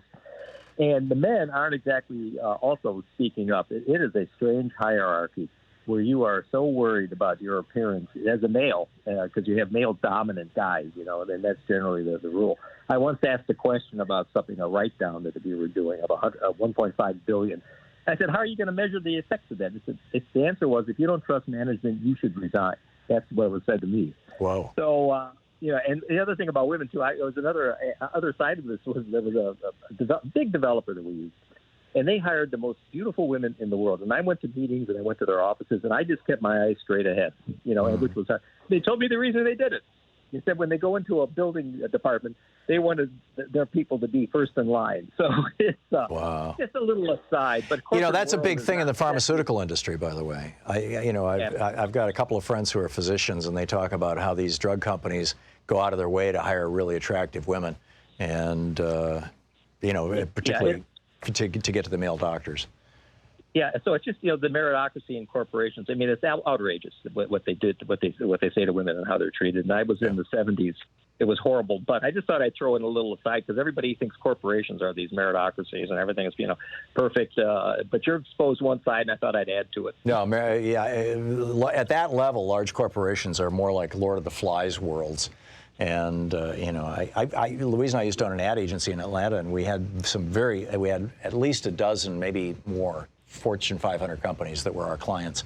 And I remember talking to the vice president of one of the largest hotel chains in the United States, and he made the comment to me that he never hires anybody who is smarter or more competent than he is, because that person would represent a threat to him. And I always, as a business owner, I always try to hire people who are better than I am, because basically I benefit from their being better than I am. I own the company at the end of the day. But it's like this. You're 100% right. I mean, that's the way management ought to be. It's very rare. It's amazing. Richard, thanks for sharing the story. I appreciate it. Tony in Puyallup, Washington. Hey, Tony, what's up? Oh, hi. Yeah, I have hold on. I have a little slightly different opinion about the way females dress and this whole thing going on with females. I'm 78 years old, so I grew up in the 40s, 50s, and 60s, and I wore miniskirts in the 60s. Mm-hmm. But I think women's brain should be respected and their opinions, and they shouldn't be called sweetie and that. But isn't there some small modicum of modesty that women should have with other? I mean, well, I think men too. Yeah, but my 13-year-old granddaughter is wearing tights that show everything. And I think these tights that women wear is just, Yeah, I know that there's actually a dispute around. There's a lot of dispute around this, particularly in our public schools, but also in some workplaces. There's a word for those kinds of tights, and I'm forgetting what they are. I'm not sure that there's quite a male equivalent of that right now, anyway. No, I don't think so. But I just think that there should, I don't think women should be told how to behave or should be called sweetie. But I think they should possibly dress a little bit decently so that. Yeah, it's just not. I just don't agree with the way some of those. But that's like rationally fitting into the mainstream of society, which I guess we've always tried to do, and the standards and norms of society change over time. But it's not altering your appearance. I mean, the whole thing of this Arthur Andersen thing was alter your appearance so that the men will feel safe. Yeah. Yeah, that's ridiculous. And acting childlike and affectionate, that's ridiculous. Yeah. And I don't agree with any of that. But I just think there should be some small modicum of modesty in the way women dress, because basically, like you're saying, well, men should be taught to control themselves, but obviously they're not, because they're raping and there's a lot of rapes and abuse and all kinds of things going on. So obviously they don't have very control. Yeah, and it's still going on. I mean, there was a report just 2 weeks ago that 30% of college graduates, women college graduates last year, reported that they'd been sexually assaulted on campus, and fewer than 20% of them reported it. And this is why the Muslims are so they go to the opposite extreme. But when they look at our girls who go and dance nude in clubs and things, they think, well, this is where it leads, Yeah. Tony, thank you for the call. Although in many of those Muslim countries, rape and sexual assault are just like routine. It's, I shouldn't say Muslim, I should say fundamentalist, because it's really, those are kind of handmaiden. Christianity's been there too at times, and some of the Christian sects are even there right now. Anyhow, thanks so much for being with us today. Fascinating stuff. And don't forget, democracy is not a spectator sport. It requires you. So get out there, get active, tag you're it, and tell your friends about our program. We'll see you tomorrow. You've been listening to Thom Hartmann. For audio and video archives, visit thomhartmann.com.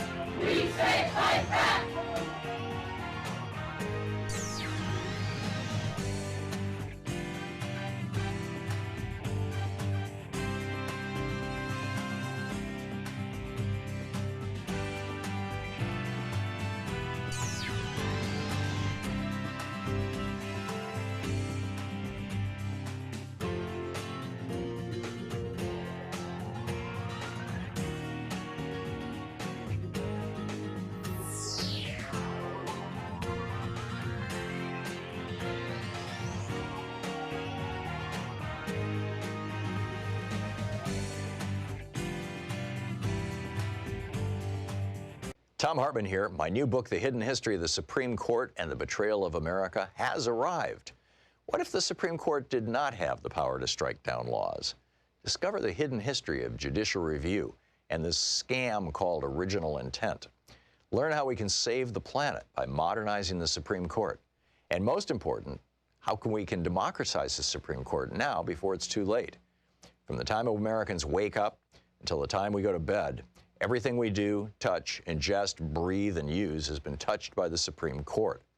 In this book, I lay out the history of the Supreme Court from Alexander Hamilton until how the court overstepped its constitutional powers.